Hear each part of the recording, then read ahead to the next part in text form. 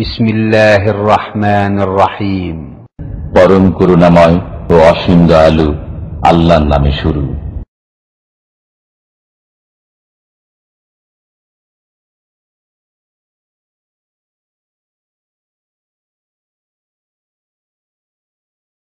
আসসালামু আলাইকুম ওয়া রাহমাতুল্লাহি ওয়া বারাকাতুহু।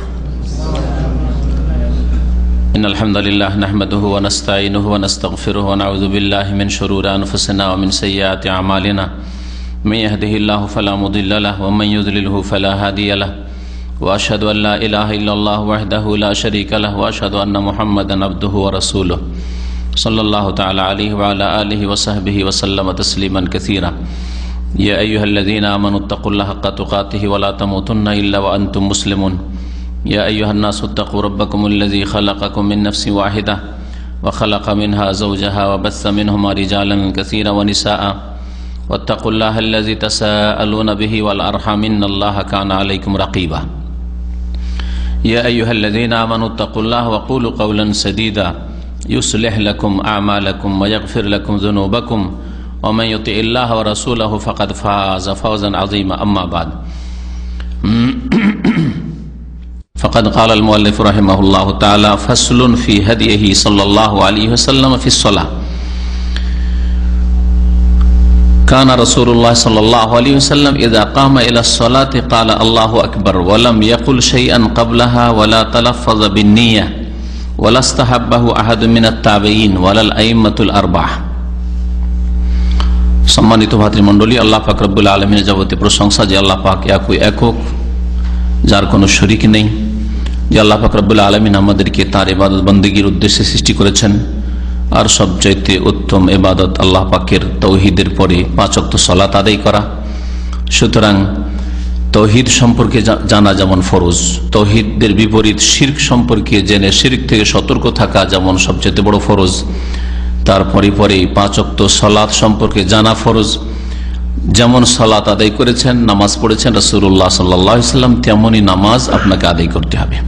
তাহলেই সেই নামাজ, সেই সালাত আল্লাহ পাকের কাছে কবুল হবে। সালাত এবং সালাম নাযিল প্রিয় নবী মুহাম্মদ রাসূলুল্লাহ সাল্লাল্লাহু আলাইহি ওয়াসাল্লামের প্রতি, যিনি বলেছেন সাল্লু কামা রাআইতুমুনি উসাল্লি, তোমরা সালাত আদায় করো, নামাজ পড়ো যেমন আমাকে সালাত আদায় করতে তোমরা দেখলে। রাসূলুল্লাহ সাল্লাল্লাহু আলাইহি ওয়াসাল্লাম সাহাবায়ে কেরামদেরকে সম্বোধন করেছেন, তারা দেখেছেন রাসূলুল্লাহ সাল্লাল্লাহু আলাইহি ওয়াসাল্লামকে, তোমরা ওইভাবে নামাজ পড়ো যেভাবে আমাকে নামাজ পড়তে দেখলে বা দেখছো। আমরা রাসূলুল্লাহ সাল্লাল্লাহু আলাইহি ওয়াসাল্লামকে দেখিনি, কিন্তু যারা রাসূলুল্লাহ সাল্লাল্লাহু আলাইহি ওয়াসাল্লামকে দেখেছেন তারা আমাদের জন্য নবী সাল্লাল্লাহু আলাইহি ওয়াসাল্লামের নামাজের বিবরণ বিস্তারিত বর্ণনা করেছেন বিভিন্ন হাদিসে। সুতরাং আপনাকে আমাকে নামাজ শিখতে হবে, নামাজ পড়তে হবে, সালাত আদায় করতে হবে হাদিসের আলোকে, সহিহ হাদিসের আলোকে, যে আল্লাহ পাক নির্দেশ দিয়েছেন সালাত কায়েম করার। আর রাসূলুল্লাহ সাল্লাল্লাহু আলাইহি ওয়াসাল্লামের সাহাবায়ে কেরামরা রাসূলুল্লাহ সাল্লাল্লাহু আলাইহি ওয়াসাল্লামের সালাত নামাজের পদ্ধতি, তরিকা শুরু থেকে শেষ পর্যন্ত কিভাবে বর্ণনা করেছেন, কেমন নামাজ ছিল নবী করিম সাল্লাল্লাহু আলাইহি ওয়াসাল্লামের সব দিক থেকে জানা আগে ফরজ, তারপরে অন্তর থেকে মেনে নিয়ে সেইভাবে সালাত আদায় করা ফরজ। আর যদি রাসূলুল্লাহ সাল্লাল্লাহু আলাইহি ওয়াসাল্লামের তরিকা জানার চেষ্টা না করেন, অবহেলা থাকে, আপনার গাফিলতি থাকে, অথবা জানার সুযোগ পেলেন, জানলেন, তারপরেও আপনি রাসূলুল্লাহ সাল্লাল্লাহু আলাইহি ওয়াসাল্লামের নামাজ পড়লেন না বিভিন্ন কারণে। আর সবচেয়ে বড় কারণ আজকাল মযহাবী গোঁড়ামি, আমাদের তরিকাতে কি আছে, আমাদের হুজুররা কি বলেছেন, আমাদের মযহাবে কি আছে। এই কথাটি সহি নামাজ পড়াই, সহি ইবাদত বন্দেগী করাই সবচেয়ে বড় বাধা। সহি নামাজে বাধা কোথায়? আমাদের মযহাবে এরকম নামাজ নেই। অথচ মযহাবকে যাচাই করতে হবে, চেক করতে হবে ভুল না ঠিক। কারণ মযহাব মানে ইমাম সাহেবের মতামত বা ইমামের শাগিরদের মতামত, ঠিক না ভুল চেক করতে হবে, তদন্ত তাহকিক করতে হবে রাসূলুল্লাহ সাল্লাল্লাহু আলাইহি ওয়াসাল্লামের সহিহ হাদিসের আলোকে, যে নবী সাল্লাল্লাহু আলাইহি ওয়াসাল্লাম এবং তার সাহাবায়ে কেরামরা খুলাফায়ে রাশিদিন কেমন নামাজ পড়েছেন, যেমন আমাদের মযহাবে আছে না অন্যদের মযহাবে আছে।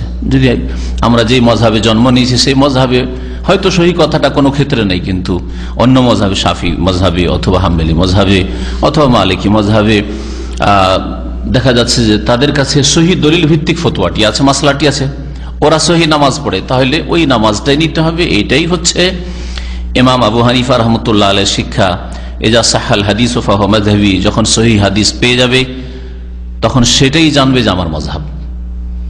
ফতোয়া দিলাম, আমার ফতোয়াই ভুল হতে পারে, কিন্তু রাসূলুল্লাহ সাল্লাল্লাহু আলাইহি ওয়াসাল্লামের হাদিস নির্ভুল, সুতরাং সহিহ হাদিসটাই আমার মাযহাব, আমার পথ, সেই পথে আমি চলি, সেই পথের উপর আমি বিশ্বাসী। আজকের দর্শের বিষয়বস্তু হচ্ছে, লেখক বলছেন ফাসলুন ফি হাদিহি সাল্লাল্লাহু আলাইহি ওয়াসাল্লাম ফি সলাহ। আলোচ্য বিষয় হচ্ছে নবী করিম সাল্লাল্লাহু আলাইহি ওয়াসাল্লামের সালাত সম্পর্কে আদর্শ। নামাজের ক্ষেত্রে রাসূলুল্লাহ সাল্লাল্লাহু আলাইহি ওয়াসাল্লামের আদর্শ কেমন ছিল। এর আগে পর্যন্ত তায়াম্মুম, মোজার উপর মাসা, ওযু, এগুলি আমরা কয়েকটি আলোচনা করেছি সংক্ষিপ্ত জাদুল মাদ কিতাবে। আজকে এই সংক্ষিপ্ত জাদুল মাদ থেকে নবী করিম সাল্লাল্লাহু আলাইহি ওয়াসাল্লামের সালাত সম্পর্কে আদর্শ কেমন ছিল শুরু থেকে শেষ পর্যন্ত অল্প অল্প করে জানব। আজকে শুরু থেকে আমরা দুআউল ইস্তিফতাহ পর্যন্ত, ইস্তিফতার দোয়া, যেটা আমাদের দেশে লোকেরা ইস্তিফতার দোয়া বলে বুঝে না, সানা বলে বুঝে, ওই সীমিত অর্থে সানা শব্দ দিয়ে বুঝে, সানা বললে ঠিকই বুঝে। ইস্তিফতাহ মানে নামাজের শুরুতে আরম্ভে যে দোয়া পড়া হয়, নামাজ আরম্ভ করার সময় যে দোয়া পড়া হয় তাকবীরের পরে, সেটা হচ্ছে দুআউল ইস্তিফতাহ, মানে সালাত শুরু করার দোয়া, যা পড়া সুন্নাত। এই মর্মে আমাদের দেশের মানুষরা একটি দোয়া ছাড়া দ্বিতীয় দোয়াই জানে না, কিন্তু আজকের আলোচনায় দেখবেন যে কতগুলি দোয়া রয়েছে। লেখক বলছেন যে এই অধ্যায় হচ্ছে রাসূলুল্লাহ সাল্লাল্লাহু আলাইহি ওয়াসাল্লামের সালাত সম্পর্কে, আদর্শ সম্পর্কে। তারপরে বলছেন তিনি কানা সাল্লাল্লাহু আলাইহি ওয়াসাল্লাম ইযা কামা ইলা সালাতি কালা, রাসূলুল্লাহ সাল্লাল্লাহু আলাইহি ওয়াসাল্লাম যখন সালাতের উদ্দেশ্যে দাঁড়াতেন তখন বলতেন, কি বলতেন? আল্লাহু আকবার। তাহলে নামাজ শুরু হইতো কি দিয়ে? আল্লাহু আকবার, তাকবীর দিয়ে শুরু হইতো। রাসূলুল্লাহ সাল্লাল্লাহু আলাইহি ওয়াসাল্লাম নামাজে দাঁড়ালেই আল্লাহু আকবার বলতেন, মানে আল্লাহু আকবার দিয়েই নামাজ শুরু হইতো। ওয়ালাম ইয়াকুল শাইআন ক্বাবলাহা, আর এই আল্লাহু আকবার তাকবীরের পূর্বে কোনো কিছুই নবী সাল্লাল্লাহু আলাইহি ওয়াসাল্লাম বলেননি, বলতেন না, কোনো কিছুই বলেননি। ওয়ালা তালাফফাযা বিন-নিয়্যা, না নবী সাল্লাল্লাহু আলাইহি ওয়াসাল্লাম নিয়ত উচ্চারণ করেছেন, মুখে নিয়ত পড়েছেন, কখনো তিনি নিয়ত পড়েননি। আর নিয়ত ছাড়াও, নওয়াইতো ছাড়াও অন্য কিছু তিনি উচ্চারণ করেননি। ওয়ালাস্তাহাব্বাহু আহাদুম মিনাত তাবেঈন, নবী সাল্লাল্লাহু আলাইহি ওয়াসাল্লাম হয়ে গেল, সাহাবায়ে কেরাম সরাসরি নবী সাল্লাল্লাহু আলাইহি ওয়াসাল্লাম থেকে নিয়েছেন, সাহাবায়ে কেরামদের জামানার পরে তাবেঈনদের যুগ। লেখক রাহমাতুল্লাহ আলাইহি বলছেন এমনকি তাবেঈনদের কোন কেউ এই উচ্চারিত নিয়তকে, নাওয়াইতো পড়াকে মুস্তাহাব বলেননি। ওয়াজিব বলা, ফরজ বলা তো দূরের কথা, সুন্নাত বলা তো দূরের কথা, মুস্তাহাব পর্যন্ত বলে। মুস্তাহাব মানে ভালো, অন্তরে নিয়ত তার সাথে পড়ে নেওয়া ভালো। যেমন এক শ্রেণীর যারা এখনো এই বিদআত মুক্ত হইতে পারেনি কিন্তু হালকা হয়েছে, বিদআত মুক্ত হইতে পারেনি কিন্তু হালকা হয়েছে, সুন্নাত বলে না, করতে হবে বলে না, ওই রকম গোড়ামি নেই কিন্তু মাযহাবী লাগাম থেকে মুক্ত হইতে পারে না, যার ফলে পড়ে নেওয়া ভালো, বা পড়ে নিলে পড়তে পারে না। এইরকম কিছুই না নবী সাল্লাল্লাহু আলাইহি ওয়াসাল্লাম থেকে প্রমাণিত, না সাহাবায়ে কেরাম থেকে প্রমাণিত, না কোন তাবেঈ থেকে প্রমাণিত। অথচ তাবেঈর কথা হাদিসের খেলাফ হইলে বর্জিত, তারপরে তাবেঈও করেননি। ওয়ালাল আইম্মাতুল আরবা, আরো নিচে নেমে আসেন, তাবেঈনরা তো করেননি নিয়ত মুখে উচ্চারণ। চার ইমামের কোন ইমামও করেননি, সুবহানাল্লাহ। না ইমাম আবু হানিফা রাহমাতুল্লাহ আলাইহি, না ইমাম শাফিঈ রাহমাতুল্লাহ আলাইহি, না ইমাম মালিক রাহমাতুল্লাহ আলাইহি, না ইমাম আহমদ রাহমাতুল্লাহ আলাইহি আজমাইন, কেউ করেননি। চার মাযহাবের কোন মাযহাবেই তাহলে নিয়ত পড়া নেই।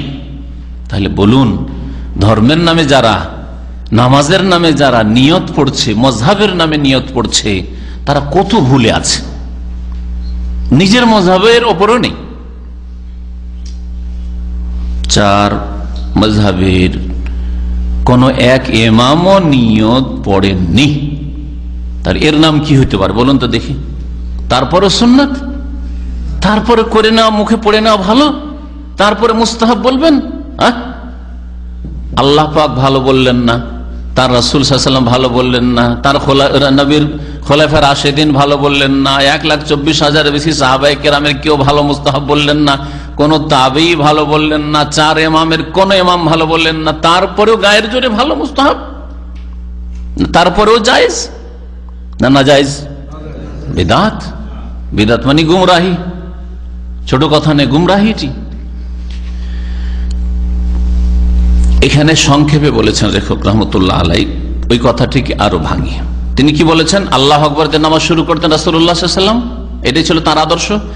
আর আল্লাহ আকবরের পূর্বে কিছুই বলতেন না। আমাদের দেশে আরো কিছু বলে, সেই জন্য ওগুলোকে একটু ভাঙা দরকার, হ্যাঁ তাই না? না নাওয়াই তো বলেছেন রাসূলুল্লাহ সাল্লাল্লাহু আলাইহি ওয়াসাল্লাম, না কি বলেছেন?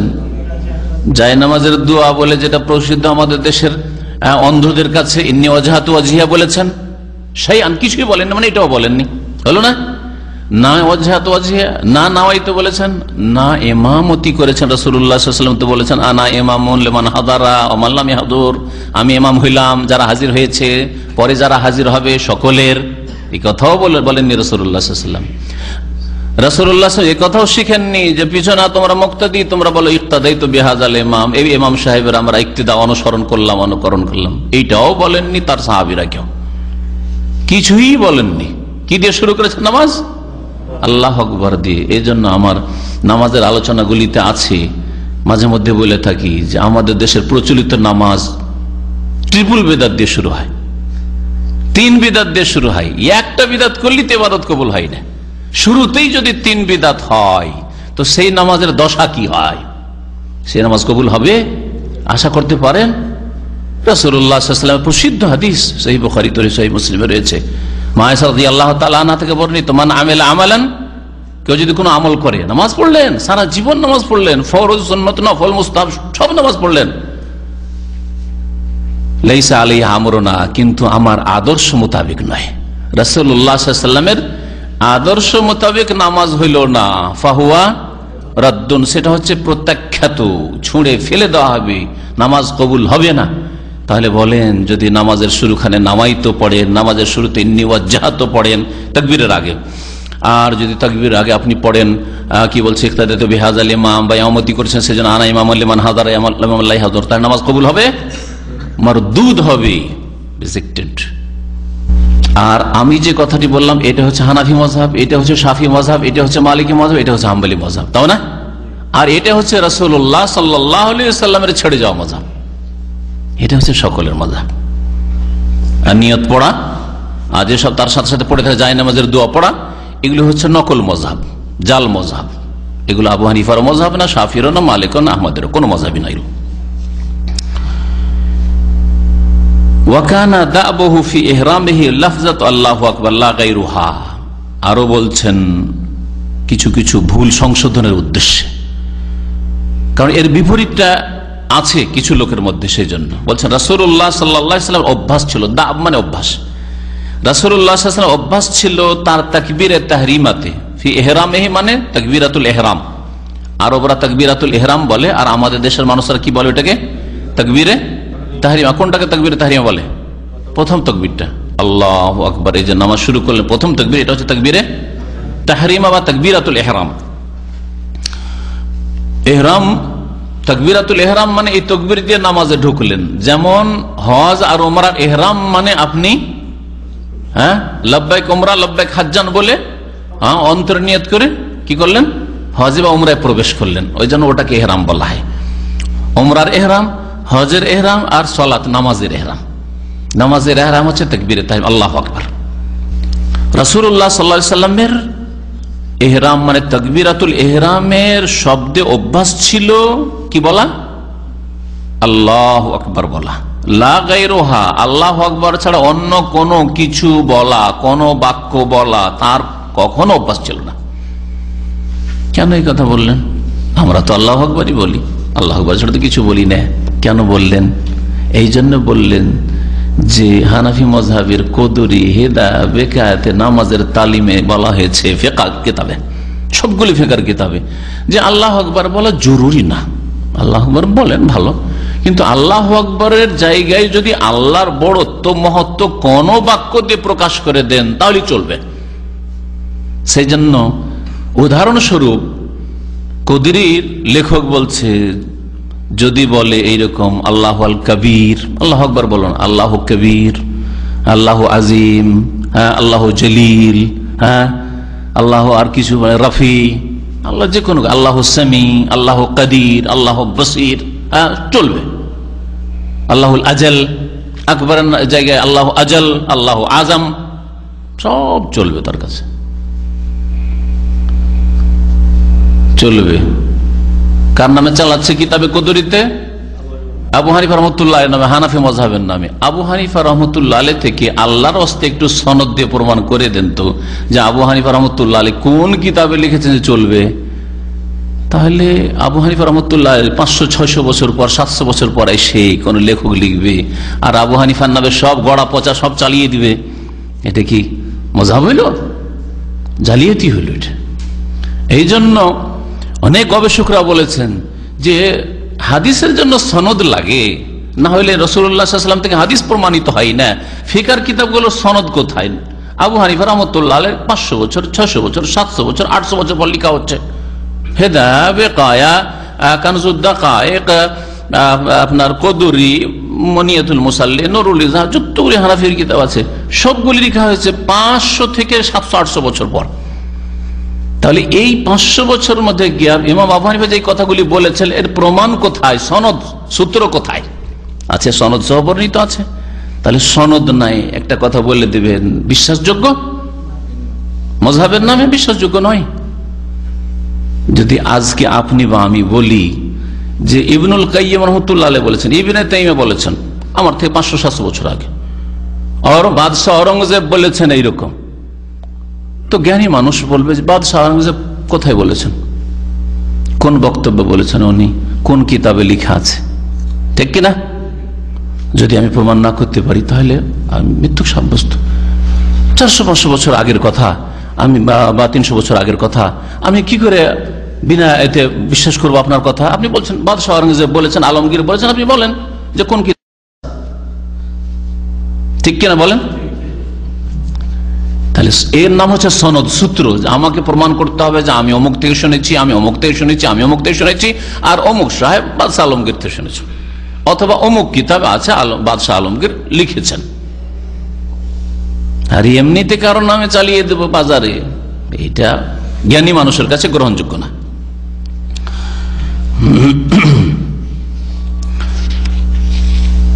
আল্লামা ইবনুল কাইয়্যিম রাহমাতুল্লাহ আলাইহি এই জন্য বলছেন যে নবী করিম সাল্লাল্লাহু আলাইহি সাল্লাম তাকবীরে তাহরিমাতে শুধু আল্লাহু আকবার বলেছেন, আল্লাহু আযামও কোনোদিন বলেননি, আল্লাহু আজলও কোনোদিন, যদিও ওই অর্থই বা কাছাকাছি অর্থ বহন করে, কিন্তু আকবার বলেছেন, আল্লাহু আকবার বলতে হবে আপনাকে, আল্লাহু আযম চলবে না,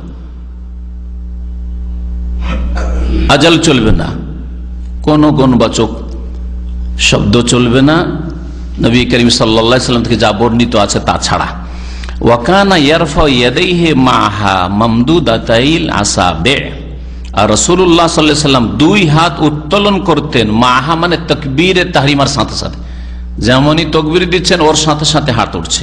কেমন ভাবে হাত উঠাইতেন? মামদুদাতাইল আসাবে, আঙ্গুলগুলি সম্প্রসারিত হইতো, এরকম করে না, হ্যাঁ এরকম করে না, হ্যাঁ সোজা একেবারে সম্প্রসারিত হয়ে যেত, এইরকম করা থাকতো।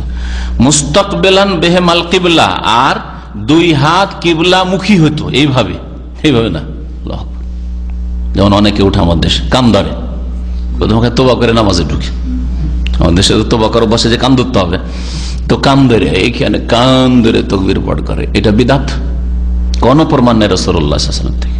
এই ধর এক তো কিবলামুখী করলেন না আপনার ইয়েকে, আঙ্গুলগুলিকে বা হাতকে এইরকম করলেন, আর তারপরে কান ধরলেন, কান ধরা কোথাও নেই, কোন হাদিসে নেই। কিবলামুখী করতেন দুই হাতকে, এলা ফরুয়ে উজনাইহার, কতদূর পর্যন্ত উঠাইতেন? কানের লতি পর্যন্ত। কানের লতি বলা হয় কানের নরম এই বস্তুটা, এটাকে এইখানে পর্যন্ত। তাহলে এইরকম করে উঠাইতেন না, এইরকমও করতেন না, এইরকমও করতেন না, বরং এইভাবে উঠাতেন। আল্লাহু আকবার, একটা উঠানো, কানের লতির কাছাকাছি পৌঁছে গেল, তাই না? কানের লতির কাছে এই আপনার এই আঙ্গুল, যেটা সবচেয়ে লম্বা আঙ্গুল, সেটা পৌঁছিবে। এটা করতেন কখনো কখনো। আর নবী সাল্লাল্লাহু আলাইহি ওয়াসাল্লাম থেকে বর্ণিত হয়েছে যে নবী সাল্লাল্লাহু আলাইহি ওয়াসাল্লাম কখনো কখনো তার কাঁধ পর্যন্ত উঠাইতেন। আব্দুল্লাহ বিন ওমর রাদিয়াল্লাহু তাআলা আনহুমা প্রখ্যাত সাহাবী, তিনি যে বর্ণনা করেছেন নবী সাল্লাল্লাহু আলাইহি ওয়াসাল্লামের নামাজের বর্ণনা সহিহ বুখারীতে রয়েছে, তাতে ইলা হাজওয়া মানকাবিহি রয়েছে, মানকাব হচ্ছে এটা। আল্লাহু আকবার। তাহলে আপনি এভাবে কিবলামুখী আল্লাহু আকবার করলেন, এতটুকু উঠলো যথেষ্ট। এটা আর যদি মনে করেন যে আল্লাহু আকবার করবো, ঠিক আছে, কিন্তু আল্লাহু আকবার আল্লাহু আকবার অথবা এরকম না, সবগুলি বিদআত। সুম্মা ইয়াদাউল ইয়ুমনা আলা যাহরিল ইউসরা, তারপরে ডান হাত রাখতেন রাসূলুল্লাহ সাল্লাল্লাহু আলাইহি ওয়াসাল্লাম বাম হাতের পিঠের উপর, বহির্ভাগের উপর। বাম হাতের বহির্ভাগ হচ্ছে এটা, তাই না, অপর ভাগ। বাম হাতের অপর ভাগের ওপর ডান হাতকে রাখতেন এইভাবে। কিভাবে রাখতেন? কতটা? এইরকম না এইরকম? হ্যাঁ, বলছেন ফাওকা রুসগে ওয়াস সাইদে। রুস্ক হচ্ছে এটা, এই জোড়টা, এটা এটা নয়, এটা ঠিক আছে, এই জোড়টাকে বলা হয়। আর সাইদ বলা হয় এই বাহু, এটাকে। হ্যাঁ, তাহলে রাখতেন এইভাবে, এইভাবে রাখতেন, এইভাবে রাখতেন। ওয়ালাম ইয়াসিহ আনহু মাওদিয়া ওয়াদইহিমা। তারপরে বলছেন শেখ মোহাম্মদ আব্দুল্লাহ রহমতুল্লাহ, এখানে শেখ মোহাম্মদ আব্দুল্লাহ রহমতুল্লাহ নিজের কথা সংযোজন করেছেন, যেটা আসল জাদুল মাদের নেই। এই জন্য আসল জাদুল মাদটা আজকে এই গুরুত্বপূর্ণ বিষয়টির জন্য নিয়ে এসেছি। কারণ অনেকে যদি এমনি মৌখিক বলি যে এটা তার পক্ষ থেকে সংযোজন, এটা আসল কিতাবে নেই, তো ভাববে যে হয়তো কি জানি ঠিক কিনা, দুটো পাশাপাশি মিলিয়ে দেখানো যেতে পারে। এখানে কি বলছেন শেখ মোহাম্মদ আব্দুল্লাহ রহমতুল্লাহ আলাইহির ইজতিহাদ বা তার যে ইলম এতদূর পর্যন্ত পৌঁছেছে যে তিনি তার কাছে সহিহ সনদে হাতটা কোন জায়গায় বাঁধতে হবে, বুকের ওপরে, নাভির ওপরে না নিচে, তার কাছে কোনোটাই সহিহ মনে হয়নি। সেই জন্য এই মন্তব্যটা করেছেন। মন্তব্যটা তরজমা শুনুন। তিনি বলছেন ওয়ালাম ইয়াসিহ আনহু মাওদিয়া ওয়াদইহিমা, আর রাসূলুল্লাহ সাল্লাল্লাহু আলাইহি সাল্লাম থেকে দুই হাত রাখার স্থান সম্পর্কে কোন সহিহ হাদিস নেই, সহিহ হাদিস নেই। তার মানে নাভির নিচের হাদিস তার কাছে যঈফ, আর কি উপরেটাও যঈফ তার কাছে, তাই মানে দুটোই সহিহ নাই, এক কথাই। লাকিন যাকারা আবু দাউদ, তারপরে ইমাম আবু দাউদ রহমতুল্লাহ আলাইহি যে হাদিসটা সুনানে আবু দাউদ উল্লেখ করেছে, সেই হাদিসটা তিনি উল্লেখ করেছেন। তিনি বলছেন আন আলী রাদিয়াল্লাহু তাআলা আনহু থেকে, সেটা হচ্ছে মিনাস সুন্নতে, সুন্নত হচ্ছে ওয়াদউল কাফফি আলাল কাফফি, হাতকে হাতের উপর রাখা। কাফ তো আসলে বলা এটা, তাহলে হাতকে হাতের উপর রাখা। ফিস সালাতে, নামাজে, তাহতা সুররাতে, নাভির নিচ। এই নাভির নিচের এই একটি হাদিস রয়েছে, যে হাদিসটা আবু দাউদে রয়েছে আর আলী রাদিয়াল্লাহু তাআলা আনহু থেকে বর্ণিত। তিনি বলছেন যে সুন্নাত, তিনি বলছেন যে সুন্নাত, যে হাতের উপর হাত রেখে কোথায় রাখবে? নাভির নিচে রাখবে। এই হাদিসটা নকল করে দিয়ে সহিহ না যঈফ কিছু বললেন না। কে? সংক্ষিপ্ত যিনি করেছেন তিনি হচ্ছেন শেখ মোহাম্মদ বিন আব্দুল্লাহ রহমতুল্লাহ আলাইহি। এই হাদিস সম্পর্কে আপনাদের সামনে পুরো রিসার্চ তাহকিক আমি সংক্ষেপে এখানে পেশ করে দেবো, আজকে সংক্ষেপে শুধু। আর আগামী শুক্রবারে জানিয়ে রাখলাম এশা পরে এর উপরে বিস্তারিত আলোচনা হবে, যাতে এই হাদিসটাও, যেটা নাভির নিচের হাদিস, ওটাও আলোচনা আসবে।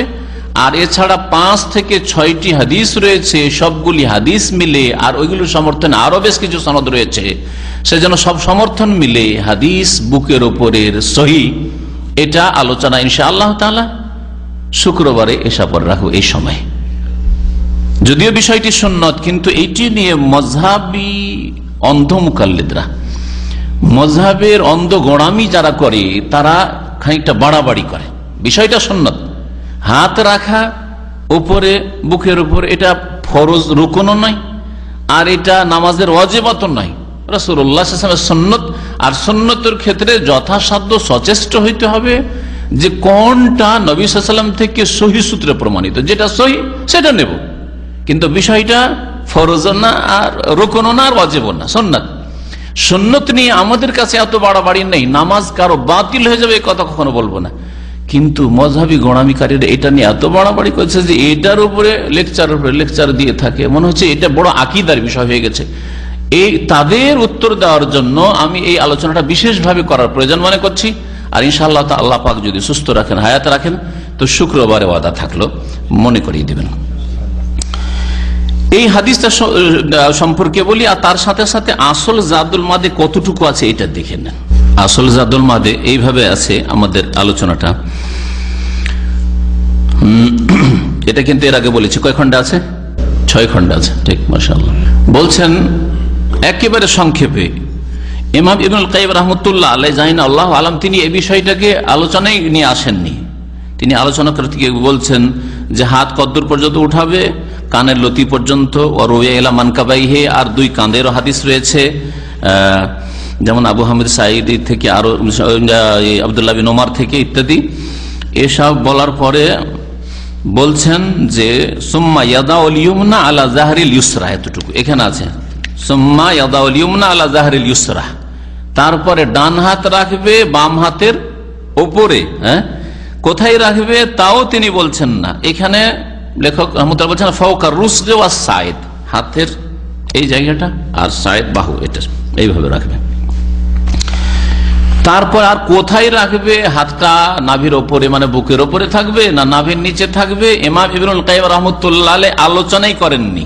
তারপরে এগিয়ে গিয়ে বলছেন ওয়াকান ইস্তাফতিহু তারাতান, রাসূলুল্লাহ সাল্লাল্লাহু আলাইহি ওয়াসাল্লাম নামাজ শুরু করতে তাকবীরে তাহরিমা পরে কখন আল্লাহ বাইদ বাইনি দিয়ে, কখন ওয়াজাহাত ওয়াজিয়া দিয়ে, কখন আল্লাহ রাব্বা জিবরিলা দিয়ে, না আগের বিষয়ে চলে গেলেন, সামনে এগিয়ে চলে গেলেন, বুঝলেন না?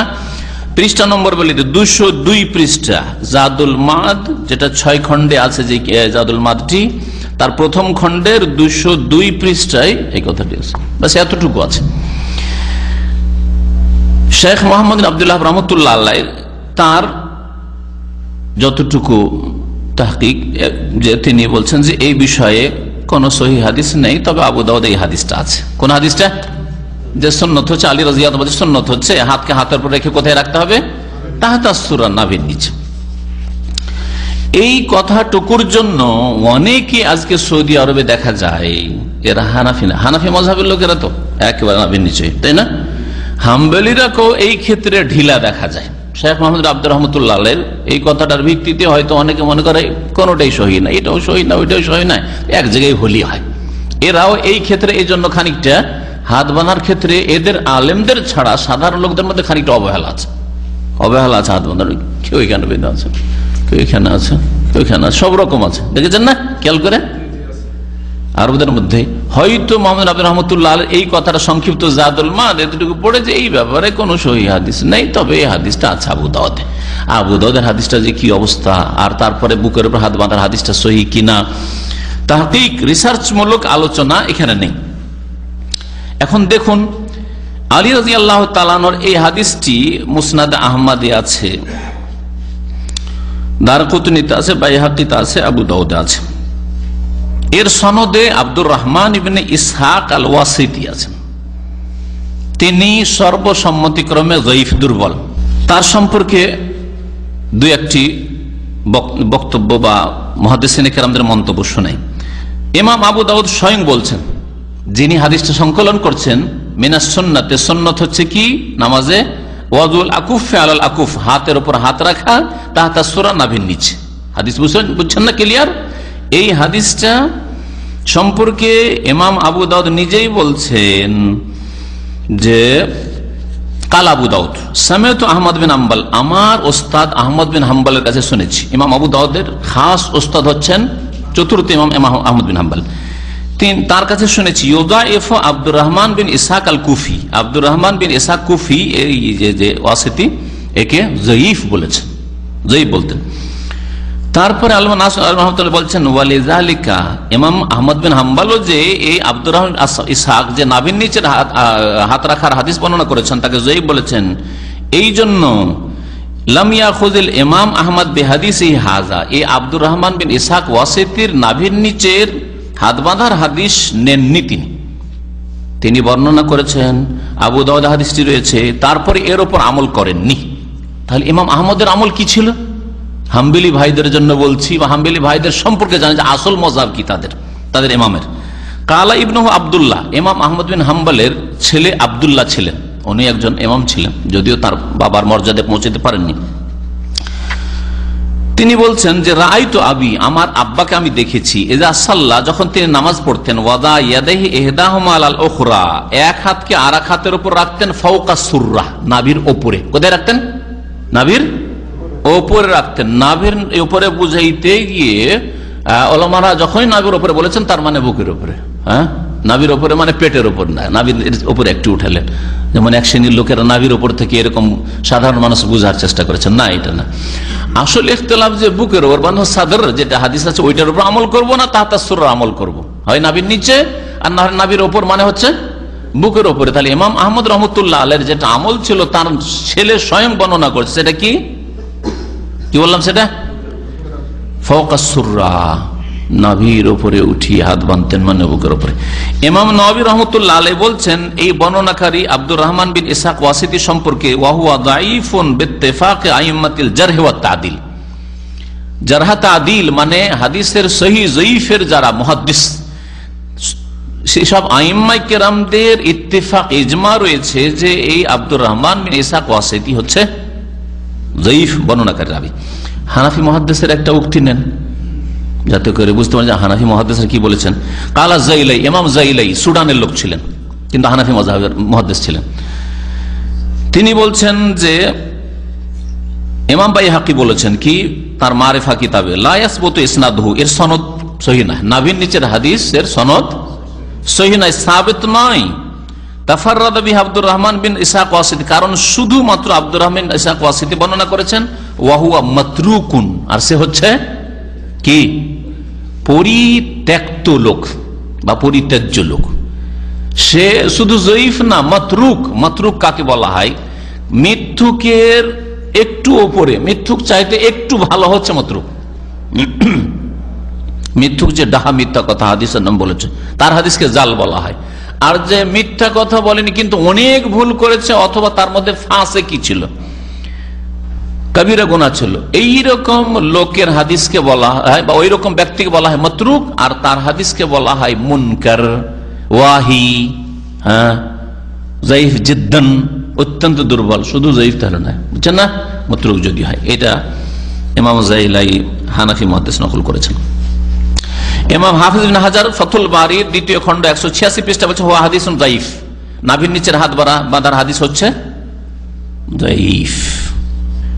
ইনশাআল্লাহ তাআলা বাকি নাভির নিচে হাত বাঁধবেন না বুকের উপর হাত বাঁধবেন এর উপর একটা আলোচনায় আগামী শুক্রবার হবে। বাকি আলোচনা দেখা যাক। বলছেন লেখক রহমতুল্লাহ আলাইহি এই সংক্ষিপ্ত জাদুল মাদ, ওয়া কান ইস্তাফতিহু তারাতান, রাসূলুল্লাহ সাল্লাল্লাহু আলাইহি ওয়াসাল্লাম নামাজ শুরু করতেন তাকবীর তাহরিমার পরে যে ইস্তিফতার দোয়া, বিভিন্ন দোয়া পড়তেন। কখনো কখনো তিনি শুরু করতেন এই দোয়া দিয়ে, কি আল্লাহু বাইদ বাইনি ওয়া বাইনা খাতায়া কামা বা'দতা বাইনাল মাশরিক ওয়াল মাগরিব, আল্লাহুম্মা আগসিল খাতায়া বিল মাই ওয়াস সালজি ওয়াল বারাদ, আল্লাহুম্মা নাক্কিনি মিনাল খাতা কামা নাক্কা সাওবুল আবিজ মিনাদ দানাস, আল্লাহুম্মা আগসিল খাতায়া বিল মাই ওয়াস সালজি ওয়াল বারাদ। এইভাবে হাদিসটা কোথাও সংক্ষেপ আছে, দোয়াটা কোথাও বিস্তারিত আছে। এই হাদিস রয়েছে মুসনাদ আহমদে, বুখারীতে রয়েছে, মুসলিমে আছে, আবু দাউদে, তিরমিজি, নাসাই, ইবনে মাজাতে, সবগুলি কিতাবে তাহলে পাওয়া গেল, তাই না? 7টি কিতাব প্রসিদ্ধ হাদিসের কিতাব। মুসনাদ আহমদ 30,000 হাদিস রয়েছে, বুখারী, মুসলিম, আবু দাউদ, নাসাই, তিরমিজি, ইবনে মাজাহ, সবগুলি কিতাবে হাদিস আছে। কোনটা দোয়া? আল্লাহ বাইদ বাইনি ওয়া বাইনা খাতায়া, তরজমা করতে হবে দোয়াটার, তোর লাগবে? হ্যাঁ, হে আল্লাহ, বাইদ বাইনি ওয়া বাইনা খাতা, আমার আর মাঝে আর আমার গুনাহগুলির মাঝে দূরত্ব করে দাও, দূরত্ব সৃষ্টি করে দাও। কামা বা'দতা বাইনাল মাশরিক ওয়াল মাগরিব, যেমন দূরত্ব সৃষ্টি করেছো তুমি পূর্ব পশ্চিমের মাঝে, যেমন পূর্ব পশ্চিমে দূরত্ব রয়েছে ওই রকম দূরে রাখো আমার থেকে, হ্যাঁ, গুনাহকে, মানে আমার দ্বারা গুনাহ হতেই দিও না আল্লাহ, আমার কাছে গুনাহ পাপকে আসতেই দিও না। আল্লাহুম্মা আগসিলনি মিন খাতায়া, শব্দের পার্থক্য আছে, কোন কোন জায়গায় বুখারীতে যেমন আছে আল্লাহুম্মা আগসিল খাতায়া বিল মাই ওয়াস সালজি ওয়াল বারাদ, এটা শেষখানে আছে, এখানে আগেই করেছে, কোন কোন রিওয়ায়াতে আগে রয়েছে, আগে পরে অসুবিধা নেই, যেইভাবে হাদিস আছে যে কোন রকম পড়তে পারেন। হে আল্লাহ, আমাকে ধুয়ে দাও আমার গুনাহগুলি থেকে পানির দ্বারা, ওয়াসালজে আর বরফ দ্বারা, ওয়াল বারাদে, বারদ না, বারদ মানে ঠান্ডা, আর বারাদ মানে হচ্ছে কি শিলা বৃষ্টি, বর্ষার সাথে যে ওই পাথর বর্ষে শিলা, ওটাকে বলা হয় বারাদ। তো আল্লাহ বারাদ দিয়ে ধুয়ে দাও, ওটাতে ধোয়া যাবে, কারণ ওটা ধরে রাখলে পানি হবে, পানিতে ধোয়া যাবে। কিন্তু বারদ মানে ঠান্ডা, এখন শীতকাল, এটা দিয়ে তো ধোয়া যায় না, যেন বারদ পড়বেন না। অনেকে যারা আরবি ভাষা বুঝেন না, ওইটাকে বারদ পড়ে, যে জবর তো দেওয়া নাই, রায়ে জজম দিলে ওর মানে ঠান্ডা হয়ে যায়, বারদ মানে ঠান্ডা, হ্যাঁ শীত। আর বারাদ মানে হচ্ছে শিলা বৃষ্টি, ওই বর্ষা বৃষ্টির সাথে যে পাথর বর্ষে। আল্লাহ মানাক্কিনি মিনাজ যুনুব, আল্লাহ আমাকে পরিষ্কার পরিচ্ছন্ন করে দাও গুনাহ থেকে, ওয়াল খাতায়া আর পাপসমূহ থেকে, কামা ইউনাক্কা সাবুল আবিজ মিনাদ দানাস, যেমন পরিষ্কার পরিচ্ছন্ন করা হয় সাদা কাপড়কে ময়লা আবর্জনা থেকে। এইভাবে নকল করেছেন লেখক। এখানে কারো মুখস্থ আছে? এটা মুখস্থ আছে? প্রসিদ্ধ যেটা সহিহ বুখারীতে আছে ওইটা এইভাবে আছে, আল্লাহুম্মা বাইদ বাইনি ওয়া বাইনা খাতায়া কামা বা'আতা বাইনাল মাশরিক ওয়াল মাগরিব, আল্লাহুম্মা নাক্কিনি মিনাল খাতায়া কামা ইয়ানাক্কা সাবুল আবিজ মিনাদ দানাস, আল্লাহুম্মা আগসিল খাতায়া বিল মায়ে ওয়াস সালজি ওয়াল বারাদ। এখানে কি ওয়াল বারাদ আছে, আগে পরে বিভিন্ন রিওয়ায়াতে রয়েছে, যে কোনো রকম পড়তে পারেন, যেটা হাদিসে বর্ণিত রয়েছে। ওয়া তারাতান ইয়াকুল, কখনো কখনো রাসূলুল্লাহ সাল্লাল্লাহু আলাইহি ওয়াসাল্লাম নামাজ শুরু করতেন তাকবীরে তাহরিমার পরে, কি বলে? ওয়াজ্জাহাতু ওয়াজহিয়া লিল্লাযী ফাতারাস সামাওয়াতি ওয়াল আরদা হানিফা মুসলিমা ওয়া মা আনা মিনাল মুশরিকিন, ইন্না সলাতি ওয়া নুসুকি ওয়া মাহইয়া ওয়া মামাতি লিল্লাহি রাব্বিল আলামিন লা শারীকা লাহু ওয়া বিযালিকা উমিরতু ওয়া আনা আউওয়ালুল মুসলিমিন, আল্লাহুম্মা আনতাল মালিক লা ইলাহা ইল্লা আনতা রাব্বী ওয়া আনা আবদুকা যালামতু নাফসি ওয়া আতারাফতু বিযামবি ফাগফির লি যুনুবি জামিয়া ইন্নাহু লা ইয়াগফিরু যুনুবা ইল্লা আনতা ওয়াহদিনি লি আহসানিল আখলাক ওয়াহদিনি লি আহসানিল আখলাক লা ইয়াহদি লি আহসানিহা ইল্লা আনতা ওয়াসরিফ আন্নি সাইয়্যাহা লা ইয়াসরিফ আন্নি সাইয়্যাহা ইল্লা আনতা লাব্বাইক ওয়া সা'দাইক ওয়াল খায়রু ফি ইয়াদাইক ওয়াশ-শাররু লাইসা ইলাইক আনা বিকা ওয়া ইলাইকা তাবারাকতা ওয়া তাআলা আস্তাগফিরুকা ওয়া আতুবু ইলাইক। লম্বা দোয়া রাসূলুল্লাহ সেটা পড়তেন। এটা সহিহ মুসলিমে আছে, আর আছে এটা আবু দাউদে, তিরমিজিতে, নাসাইতে, মুস্তাদরাক হাকিম। তো এই হাদিস লম্বা হাদিস, লম্বা দোয়া, এই দোয়া রাসূলুল্লাহ সাল্লাল্লাহু আলাইহি ওয়াসাল্লাম পড়েছেন। লেখক বলছেন শেখ মোহাম্মদ আব্দুল্লাহ রাহমাতুল্লাহ আলাইহি, ওয়ালাকিন্নাল মাহফুজ আন্নাহু ফি কিয়ামিল লাইল, তবে এটা সুরক্ষিত মানে হাদিস দ্বারা প্রমাণিত যে এটা রাসূলুল্লাহ কিয়ামুল লাইল মানে তাহাজ্জুদ তারাবিতে পড়তেন, তাহাজ্জুদ তারাবিতে পড়তেন। একটি রিওয়ায়াত আছে যে সালাতুল লাইলে পড়তেন, কিন্তু আরেকটি রিওয়ায়াতে সাধারণভাবে বলা হয়েছে। তিনি একটি রিওয়ায়াত দিয়ে আরেকটাকে ব্যাখ্যা করতে গিয়ে বলেছেন যে এটা হয়তো তাহাজ্জুদে পড়েছেন, কিন্তু তাহাজ্জুদের সাথে খাস নয়, বরং এটা ফরজ নামাজেও আপনি পড়তে পারেন। তবে যখন ইমামতি করছেন না, মুক্তাদিদের খেয়াল রাখবেন, এত লম্বা যদি পড়েন তো ভাববে এই ভয়ে তেলাওয়াত করতে পারেন না। যদি জেহরি নামাজ হয় তাহলে সূরা ফাতিহার আপনার অপেক্ষায় পেরেশান হয়ে যাবে। আর বিশেষ করে এখানে অথবা আমাদের দেশের হানাফি ভাইয়েরা ওই সুবহানাকা এক লাইন দুই লাইনের যে সানা পড়ে অভ্যাস, লম্বা যদি 10 লাইনের শুরু করে দেন, বলছি এর বাপরে বাপ কোন মুসিবত আসলো রে, আর ওই মসজিদে আসবে না, ঠিক না? তো যদি ইমামতি করেন তো এত লম্বা পড়বেন না। একা ফরজ নামাজ পড়ছেন কখনো, অথবা নিজের পরিবার নিয়ে ফরজ নামাজ, জামাত হয়ে গেছে, অথবা ওইরকম জামাত নেই, সুযোগ সুবিধার জামাতের, তখন আপনি লম্বা পড়েন, অসুবিধা নেই। আর তাহাজ্জুদের নামাজে পড়েন, কারণ ওটা আপনার স্বাধীন নিজের নামাজ। জামাতের নামাজকে হালকা করা সুন্নাত, নবী সাল্লাল্লাহু আলাইহি ওয়াসাল্লাম সুন্নাত হালকা করতে বলেছেন, কারণ যাতে করে পিছনের লোকদের কষ্ট না হয়। এতে ওয়াশ-শাররু লাইসা ইলাইক আছে, আল্লাহ মন্দটা তোমার দিকে ফিরে যায় না। সবকিছু ভালো মন্দ সবকিছু আল্লাহর পক্ষ থেকে হইলেও আদব হচ্ছে যে মন্দকে, খারাপকে আল্লাহর সাথে সম্পৃক্ত করবেন না। হ্যাঁ, খারাপটাকে সম্পৃক্ত করবেন না। আমরা দুনিয়ার মানুষের ক্ষেত্রে, বড়দের ক্ষেত্রে যদি একটা তার দ্বারা ভুল ঘটেও যায়, ভুলটাকে তার সাথে সম্পৃক্ত করি না। হ্যাঁ, আপনার আব্বা যদি একটা ভুল করেই দেয়, হ্যাঁ গাড়ি অ্যাক্সিডেন্ট করেছে, বলবেন যে আব্বা আপনি অ্যাক্সিডেন্ট করেছেন, বেয়াদবি কথাটা মনে হচ্ছে, তাই না? না, আমার আব্বার কাছে অ্যাক্সিডেন্টটা হয়ে গেছে, করেছেন আর হয়ে গেছে, মারাত্মক আছে, তাই না? আমরা যদি সামান্য মানুষ একটু বড় হইলেই তার সম্পর্কে কথা বলতে গিয়ে একটু আদবের খেয়াল রাখি, রব্বুল আলামিনের সাথে সবচেয়ে বেশি আদবের খেয়াল রাখতে হবে, এই কথাটি এখানে শেখানো হয়েছে, যেটা গত জুমার দিনের তাফসিরে আমি এই হাদিসটারই দিকে ইঙ্গিত করে বলেছিলাম। ওয়াজহাতু ওয়াজহিয়া লিল্লাযী ফাতারাস সামাওয়াত, আমি আমার মুখমণ্ডল ফিরিয়ে দিচ্ছি সেই সত্তার দিকে যিনি সৃষ্টি করেছেন আসমান সমূহ জমিন, হানিফান মুসলিমান, একগ্র চিত্তে মুসলিম, হ্যাঁ মানে অনুগত হয়ে, ওমা আনা মিনাল মুশরিকিন, আমি মুশরিকদের অন্তর্ভুক্ত নই। নিশ্চয় আমার নামাজ, আমার কুরবানি বা ইবাদত বন্দেগী, আমার জীবন, আমার মরণ সেই আল্লাহ পাকের জন্য, যিনি বিশ্বজাহানের রব, যার কোনো শরিক নেই, এরই আমাকে নির্দেশ দেওয়া হয়েছে। ওয়াবিযালিকুম ওয়ানা আউয়াল মুসলিমিন, আমি সর্বপ্রথম মুসলিম, আমি সর্বপ্রথম মুসলিম রাসূলুল্লাহ সাল্লাল্লাহু আলাইহি ওয়াসাল্লাম বলেছেন। আমরা তার অনুকরণে বলতে পারি, আর না হলে বলে ওয়ানা মিনাল মুসলিমিন বলবেন। এখানে আপনি যদি ওয়ানা মিনাল মুসলিমিন করে দেন কোনো দোষ নেই। আল্লাহ আনতাল মালিক, হে আল্লাহ তুমি অধিপতি, তুমি একমাত্র মালিক। লা ইলাহা ইল্লা আনতা, তোমার ছাড়া কেউ সত্য মাবুদ নেই। আনতা রাব্বি, তুমি আমার প্রতিপালক। আনা আবদুকা, আমি তোমার বান্দা। যালামতু নাফসি, আমি নিজের উপর জুলম অত্যাচার করেছি। ওয়া তারাফতু বিযামবি, আমার গুনাহের অঙ্গীকার করছি, স্বীকার করছি। ফাগফিরলি যুনুবি জামিআ, আমার সমস্ত গুনাহ তুমি মাফ করে দাও।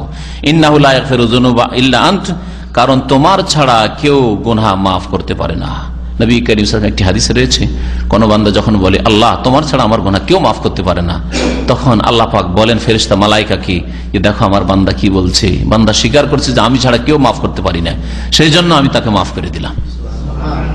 এই দোয়া বা এইরকমই আল্লাহুম্মা ইন্নী যালামতু নাফসি যুলমান কাসীরা ওয়া লা ইয়াগফিরু যুনুবা ইল্লা আনতা ফাগফিরলি মাগফিরাতাম মিন ইনদিকা ওয়ারহামনি ইন্নাকা আনতাল গাফুর রহিম, ওতেও আছে ফা ইন্নাহু লা ইয়াগফিরু যুনুবা ইল্লা আনতা, ওতেও আছে। তারপরে সাইয়্যিদুল ইস্তিগফার আছে, আল্লাহুম্মা আনতা রাব্বি লা ইলাহা ইল্লা আনতা খালাকতানি ওয়া আনা আবদুকা ওয়া আনা আলা আহদিকা ওয়া ওয়া'দিকা মাসতাতা'তু আউযু বিকা মিন শাররি মা সানাত আবু লাকা বিনি'মাতিকা আলাইয়া ওয়া আবু বিযামবি ফাগফিরলি ফা ইন্নাহু লা ইয়াগফিরু যুনুবা। আল্লাহ তোমার ছাড়া আর কেউ গুনাহ মাফ করতে পারে না।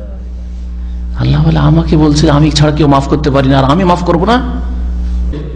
বলছেন নবী করিম সাল্লাল্লাহু আলাইহি ওয়াসাল্লাম ওই দুআতে যে ওয়াহদিনি লি আহসানিল আখলাক, উত্তম চরিত্রের রাস্তা দেখাও আমাকে। লা ইয়াহদি লি আহসানিহা ইল্লা আনতা, ভালো চরিত্রের রাস্তা তোমার ছাড়া কেউ দেখাইতে পারে না।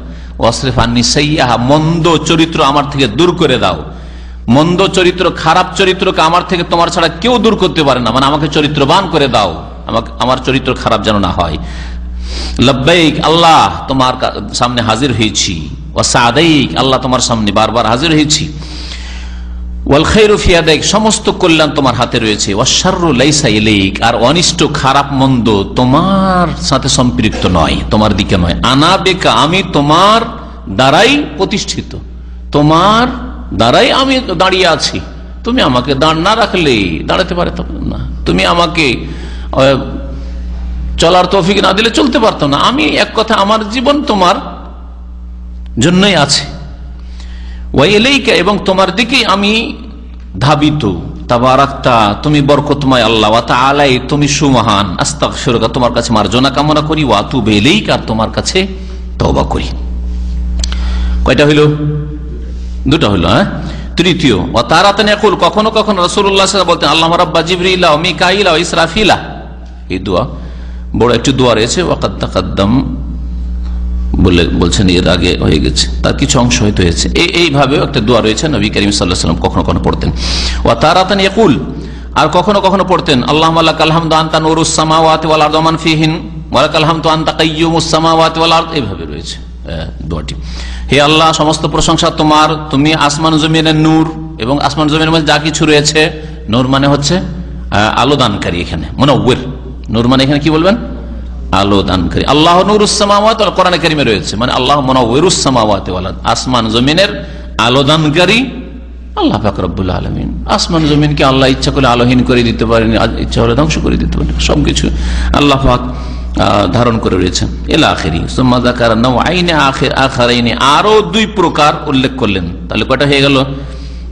আরো দুই প্রকার, 6টা হয়ে গেল। সুম্মা কালা, তারপরে বলছেন ফাকুল্লু হাযিহিল আনওয়াই কাদ সাহহাত আনহু, এই সমস্ত রকমের ইস্তিফতার বা সানার দোয়াগুলি নবী সাল্লাল্লাহু আলাইহি ওয়াসাল্লাম থেকে সহিহ সূত্রে বর্ণিত, মানে সহিহ, সবগুলি সহিহ। 6 রকম হইল না? আর একটা বাকি আছে, 7 নম্বর। ওয়া রবি আনহু, আর বর্ণিত হয়েছে আন্নাহু কানা ইস্তাফতিহু, শুরু করতেন বে সুবহানাকা আল্লাহুম্মা ওয়া বিহামদিকা ওয়া তাবারাকা ইসমুকা ওয়া তাআলা জাদ্দুকা ওয়া লা ইলাহা গায়রুকা, এটা দিয়ে শুরু করতেন। যাকারাহু আহলুস সুনান, এটাকে সুনানের সংকলনকারীরা, মানে আবু দাউদ, নাসাই, এই হাদিসগুলি তো রয়েছে। এটা কোথায় রয়েছে একটু দেখে নেন। এই হাদিসটা মুসনাদ আহমদও রয়েছে, আবু দাউদের, তিরমিজি, তার নাসাই, ইবনে মাজাহ রয়েছে। ওয়াল্লাযী ক্বাবলাহু আসবাত মিনহু, লেখক বলছেন যে আগের যে হাদিসগুলি এর চাইতে বেশি সনদের দিক থেকে মজবুত। কিন্তু দেখেন, আগের বুখারীর হাদিস বললাম, বরং 7টি কিতাবে রয়েছে, বুখারী মুসলিমে রয়েছে। তারপর ইন্নী ওয়াজহাতু ওয়াজিয়া সহিহ মুসলিমে রয়েছে, ঠিক না? আর অন্যান্য হাদিসের কিতাবে রয়েছে। বলছে এর আগে যেগুলো বর্ণিত হইল সুবহানাকা আল্লাহুম্মা ওয়া বিহামদিকা ওয়া তাবারাকা ইসমুকা ওয়া তাআলা জাদ্দুকা ওয়া লা ইলাহা গায়রুকার চাইতে বেশি বলিষ্ঠ, আসবাত, বেশি বলিষ্ঠ। তাহলে সনদের দিক থেকে নবী সাল্লাল্লাহু আলাইহি ওয়াসাল্লাম থেকে বেশি প্রমাণিত হচ্ছে ওইগুলো। তার মানে এটা জয়ীফ নয়, এটাও ঠিক। কিন্তু দেখেন আপনারা সবাই সুস্থ, কিন্তু একজন আরেকজনের চাইতে বেশি সুস্থ, ঠিক না? ওয়ালাকিন সাহান ওমর, তবে হযরত ওমর রাদিয়াল্লাহু তাআলা আনহু, সাহাবী আমিরুল মুমিনিন ওমর রাদিয়াল্লাহু তাআলা আনহু থেকে বর্ণিত, আন্নাহু ইস্তাফতাহু বিহি ফি মাকামিন নবী সাল্লাল্লাহু আলাইহি ওয়াসাল্লাম, নবী করিম সাল্লাল্লাহু আলাইহি ওয়াসাল্লামের ওই মেহরাবেই তিনি কি করতেন, দাঁড়িয়ে গিয়ে এই নামাজ পড়াইতেন এইটা দিয়ে, সুবহানাকা দিয়ে। ওয়াজহারু বিহি, আর তিনি একটু জোরে আওয়াজ করে পড়তেন, উচ্চ স্বরে পড়তেন। কেন উচ্চ স্বরে পড়া সুন্নাত নয়? উচ্চ স্বরে পড়তেন শুধু একটি রহস্যের জন্য, সেটা হচ্ছে বলেছেন লেখক এখানে ইউআল্লিমুহুন নাস, লোকজনকে শিখানোর জন্য। যারা জানেন না, নিরক্ষর মানুষ, শুনে শুনে শিখবে, মনে মনে শুধু পড়লে তো শিখতে পারবে না। এই জন্য নতুন মানুষ যারা শিখুক, এই জন্য সুবহানাকা আল্লাহুম্মা ওয়া তাবারাকা ইসমুকা ওয়া তাআলা জাদ্দুকা ওয়া লা ইলাহা গায়রুকা এরকম করে পড়তেন, যাতে করে কাছের লোকেরা শুনে নিয়ে মুখস্থ করতে পারে শুনে শুনে। তো ওমর রাদিয়াল্লাহু তাআলা আনহু নবী করিম সাল্লাল্লাহু আলাইহি সাল্লামের মেম্বারে বা মেহরাবে দাঁড়িয়ে এই দোয়াটি পড়তেন, যেটা সানা বলা হচ্ছে, বা যেটা প্রচলিত হানাফি ভাইদের কাছেও আর হাম্বলি ভাইদের কাছেও। এখানেও এইটাই বেশিরভাগ লোকেরা পড়ে, যার ফলে দেখা যায় যে খুব দ্রুত শুরু করে দেয়। এখানে যদি আপনি দেখেন আল্লাহ বাইদবানি শুরু করেন, তো কমই মসজিদ আছে যেখানে গিয়ে আপনি শেষ করতে পারবেন সূরা ফাতিহা শুরু হওয়ার আগে, তাই না? তবে কিছু উলামা কেরাম, ভালো আলেম যারা ইমাম আছেন, তাদের দেখি যে বেশ কিছু সময় লাগায়। ওতে বুঝতে পারি যে না, মাঝে মাঝে তারা আল্লাহ বাইদবানিটাও পড়ছে, অথবা ওজ্জাহাত ওজিয়া পড়ছে, অথবা কাছাকাছি নামাজ পড়লে শুনতে পাই একটু যে আজকে ওজ্জাহাত ওজিয়া পড়ছে, অথবা আজকে আল্লাহ বাইদবানিটা পড়ছে। আমি ব্যক্তিগত নিজে আপ্রাণ চেষ্টা করি 1 নম্বরটা পড়ার, আল্লাহ বাইদবানি ওয়াবাইনা খাতায়, যেটা সহিহ বুখারীতে আছে, মুসলিম আছে, হ্যাঁ, আর সবচেয়ে বেশি সহিহ সনদের দিক থেকে, সেটা আমি পড়ার চেষ্টা করি, ছোট থেকে এটাই শিখেছি। তবে যখন দেখি যে এই ইমাম হচ্ছে রাজধানী এক্সপ্রেস, কথা বুঝছেন, রাজধানী এক্সপ্রেসটা ভারতে বেশি বুঝতে পারবেন, কারণ সবচেয়ে স্পিডে চলে ওই ট্রেন রাজধানী, যেটা এক্সপ্রেস। তো সুবহানাল্লাহ, এদের আল্লাহু আকবার দিতে সুবহানাকা পড়ার অনেক সময় পাওয়া যায় না, তখন তো সুবহানাকা দিয়ে পড়তে হবে। আল্লাহ বাইদবানি শুরু করলে তো অর্ধেক হবে না। ইমাম আহমদেরও মত যে এটাই আমি পড়ি। বলছেন আযহাবু ইলা মা রুবিয়া আন ওমর, ইমাম আহমদ বলতেন যে ওমর রাদিয়াল্লাহু তাআলা আনহু থেকে যেটা বর্ণিত হয়েছে সেটাই আমার মত, মানে ওইটা আমি পড়ি বা ওইটা আমি পড়ার মত রাখি। ওয়ালাউ আন্না রাজুলান ইস্তাফতাহা বিবাযি মা রুবিয়া আনিন নবী সাল্লাল্লাহু আলাইহি ওয়াসাল্লাম কানা হাসানান, তারপরে বলছেন কোন মানুষ যদি নবী করিম সাল্লাল্লাহু আলাইহি ওয়াসাল্লাম থেকে যতগুলি এই সানা বা ইস্তিফতার দোয়া বর্ণিত হয়েছে তার কোনো একটা পড়ে নাই, তো কানা হাসানান, সেটা ভালো, সেটা ভালো। তাহলে ইমাম আহমদের মতের খোলাসা সার কি জানলাম? তিনি বলছেন যে আমি পছন্দ করি ওমর রাদিয়াল্লাহু তাআলা যেটা পড়েছেন সেটা, মানে সুবহানাকার সানা। তবে নবী সাল্লাল্লাহু আলাইহি ওয়াসাল্লাম থেকে যতগুলি বর্ণিত হয়েছে সেগুলির কোনো একটা পড়ে নিলেই সেটা হচ্ছে কি হাসান, মানে ভালো, ভালো করলো। এই বিষয়ে যদি আপনারা সহজে জানতে চান, এটা আমি আলোচনা করলাম, সহজে জানতে চান সবগুলি দোয়া নবী সাল্লাল্লাহু আলাইহি ওয়াসাল্লাম থেকে বর্ণিত, তাহলে আল্লামা নাসিরউদ্দিন আলবানী রাহমাতুল্লাহ আলাইহির সিফাতুস সালাতুন নবী, নবী সাল্লাল্লাহু আলাইহি ওয়াসাল্লামের সালাত সম্পাদনের পদ্ধতি নামক বইটা বাংলাদেশে অনুবাদ হয়েছে, ঢাকায় পাওয়া যাচ্ছে। ওই বইটায় সবগুলি ইস্তিফতার দোয়া উল্লেখ করা হয়েছে, 8 অথবা তারও বেশি আছে তাতে। ওয়াকানা ইয়াকুলু বাদা যালিকা, এরপরে বলতেন রাসূলুল্লাহ সাল্লাল্লাহু আলাইহি ওয়াসাল্লাম, কি হয়ে গেল তাহলে বলা? আল্লাহু আকবার, একটা হলো তাকবীরে তাহরিমা বলা হলো। আল্লাহু আকবারটার ক্ষেত্রে আমি সংক্ষেপে বলেছি, সেটা হবে এই রফেদানের সাথে হাতও উঠাবেন আর তাকবীরও বলবেন, এটাই হচ্ছে সবচেয়ে ভালো। যদিও কেউ কেউ বলেছেন যে আগে হাত উঠিয়ে নিয়ে তাকবীর, অথবা তাকবীর দেওয়ার পরে, কিন্তু দুটো যদি একসাথে হয়, হাতও উঠছে আর আল্লাহু আকবার, এটা সবচেয়ে ভালো। ওই কথাটি বলেছেন লেখক এখানে। আর তারপরে কি করলো? যে কোনো ইস্তিফতার দোয়া সানা, তাহলে এই দুটো জিনিসই হইলো, তাই না? তাকবীরে তাহরিমা হইলো আর ইস্তিফতার যে কোনো একটি দোয়া হইলো। আর তারপরে বলবেন, নবী সাল্লাল্লাহু আলাইহি ওয়াসাল্লাম বলতেন আউযু বিল্লাহি মিনাশ শাইতানির রাজিম, কারণ কোরআন তেলাওয়াত করবেন, আর কোরআন তেলাওয়াতের আগে কি বলতে হয়? শয়তান থেকে, বিতাড়িত শয়তান থেকে আল্লাহর আশ্রয় চেয়ে নিতে হয়। ফাইজা কারাআতাল কোরআন ফাস্তাইজ বিল্লাহি মিনাশ শাইতানির রাজিম, আল্লাহ পাক বলছেন হে নবী, তুমি যখন কোরআন তেলাওয়াত করবে তখন বিতাড়িত শয়তান থেকে পানাহ চেয়ে নাও, আল্লাহর আশ্রয় কামনা করে নাও। সুম্মা ইয়াকরাউল ফাতিহা, তারপরে ফাতিহা পাঠ করবে। তারপরে ফাতিহা পাঠ করবে। ওয়া কানা ইয়াজহারু বিসমিল্লাহির রহমানির তারাতান ওয়া ইখফিহা আকসার।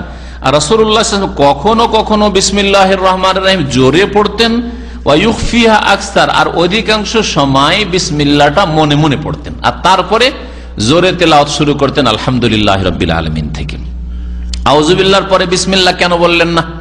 যে আউযুবিল্লাহি মিনাশ শাইতানির রাজিম পড়বে, তারপরে বিসমিল্লাহ পড়বে, তারপরে ফাতিহা পড়বে। এখানে একটু লক্ষ্য করবেন, লেখক কি বলছেন? আউযুবিল্লাহি মিনাশ শাইতানির রাজিম পড়ার পরে ফাতিহা শুরু করে দিবে। মনে হচ্ছে যে বিসমিল্লাহ পড়তে হবে না, তাই না? ঠিক কিনা? কিন্তু ব্যাপারটা আসলে এরকম নয়। ব্যাপারটা হচ্ছে যে যেহেতু বিসমিল্লাহ লেখকের কাছে সূরা ফাতিহার অংশ, বিসমিল্লাহটা সূরা ফাতিহার একটি আয়াত না ভিন্ন, ওইটা আলাদাই আয়াত। ওইটা এই নিয়ে ইখতিলাফ রয়েছে, দুই মত রয়েছে। এখানকার কোরআনগুলো খুলে দেখবেন সূরা ফাতিহায় 7টি আয়াত আছে, এতে কোনো দ্বিমত নেই। কিন্তু সূরা ফাতিহার 7টি আয়াত বিসমিল্লাহ সহ না বিসমিল্লাহ বাদ দিয়ে দ্বিমত আছে। মনে আছে? কেউ দেখেছেন খুলে কোনোদিন এখানকার কোরআন? বিসমিল্লাহির রহমানির রহিমে 1 নম্বর দেওয়া আছে, আলহামদুলিল্লাহি রাব্বিল আলামিন 2, আর রহমানির রহিম 3, মালিক ইয়াউমিদ্দিন 4, ইয়াকা না'বুদু ওয়া ইয়াকা নাস্তাঈন, ইহদিনাস সিরাতাল মুস্তাকিম সিরাতাল লাযিনা আন'আমতা আলাইহিম, না ইহদিনাস সিরাতাল মুস্তাকিম সিরাতাল লাযিনা আন'আমতা আলাইহিম গায়রিল মাগদুবি আলাইহিম ওয়ালাদ-দাল্লিন। এটাকে একটা করে দিয়েছে। আর যারা বিসমিল্লাহকে বের করে দিয়েছে না, বিসমিল্লাহ সূরা ফাতিহার অংশ না, তারাও 7টা করেছে। তারা ওই যে সিরাতাল লাযিনা আন'আমতা আলাইহিম একটা, গায়রিল মাগদুবি আলাইহিম ওয়ালাদ-দাল্লিন, এইভাবে 7টা করেছে। কারণ এটা 7 আয়াত, এটা কোরআন দ্বারা প্রমাণিত। ওয়ালাকাদ আতাইনাকা সাবআন মিনাল মাসানি ওয়াল কুরআনাল আযীম, হে নবী নিঃসন্দেহে তোমাকে 7টি মাসানি দিয়েছি, 7টি এমন আয়াত দিয়েছি যেগুলি বারবার করে আবৃত্তি করা হয়, তেলাওয়াত করা হয়, প্রত্যেক রাকাতে নামাজে পড়া হয়। ওয়াল কুরআনাল আযীম, আর মহান কোরআন তোমাকে দান করেছি, কোরআন আযীম দান করেছি। তো এই সাবে মাসানি হচ্ছে সূরা ফাতিহার অপর নাম। 7টি আয়াততে আছে। সূরা ফাতিহার পূর্বে বিসমিল্লাহ জোরে পড়বেন না আস্তে পড়লেন, কি মাসলা জানলেন? কখনো কখনো রাসূলুল্লাহ সাল্লাল্লাহু আলাইহি ওয়াসাল্লাম পড়েছেন, লেখক বললেন, কিন্তু অধিকাংশ সময় আস্তে মনে মনে পড়েছেন। এই জন্য মনে মনে পড়া এটাই হচ্ছে বেশি সহিহ সুন্নাত। তবে কখনো কেউ যদি পড়ে তো সেটা নিষিদ্ধ নয়, বরং পড়তে পারে। বলা যাবে যে কখনো কখনো পড়লে ঠিক আছে, অধিকাংশ সময় মনে মনে পড়বে। শাফিঈ মাযহাবের ব্যতীত, শাফিঈ মাযহাবের সব সময় তাদের কাছে জোরে বিসমিল্লাহ পড়তে হবে। বিসমিল্লাহ সূরা ফাতিহা যেহেতু অংশ, সেই জন্য সূরা ফাতিহা জেহরি জোরে, বিসমিল্লাহ জোরে পড়তে হবে। যেই মতটি তাদের দুর্বল। ওয়া কানাত কিরাতুহু মাদ্দান, আর রাসূলুল্লাহ সাল্লাল্লাহু আলাইহি ওয়াসাল্লামের কিরাত একটু লম্বা টান দিয়েছিল। আলহামদুলিল্লাহি রাব্বিল আলামিন রহমানির রহিম এরকম পড়তেন না, এইরকম কখনো পড়তেন না। আলহামদুলিল্লাহি রাব্বিল আলামিন এরকম পড়তেন টান দিয়ে। আর এক এক আয়াতে থামতেন। ওয়া ইয়াকিফু ইনদা কুল্লি আয়া, প্রত্যেক আয়াতে থামতেন। তাহলে কিছু কিছু কারি সাহেবদের বা কিছু কিছু ইমাম সাহেবদের আলহামদুলিল্লাহি রাব্বিল আলামিন আর রহমানির রহিম মালিক ইয়াউমিদ্দিন, না এরকম করতেন না কখনো নবী সাল্লাল্লাহু আলাইহি ওয়াসাল্লাম।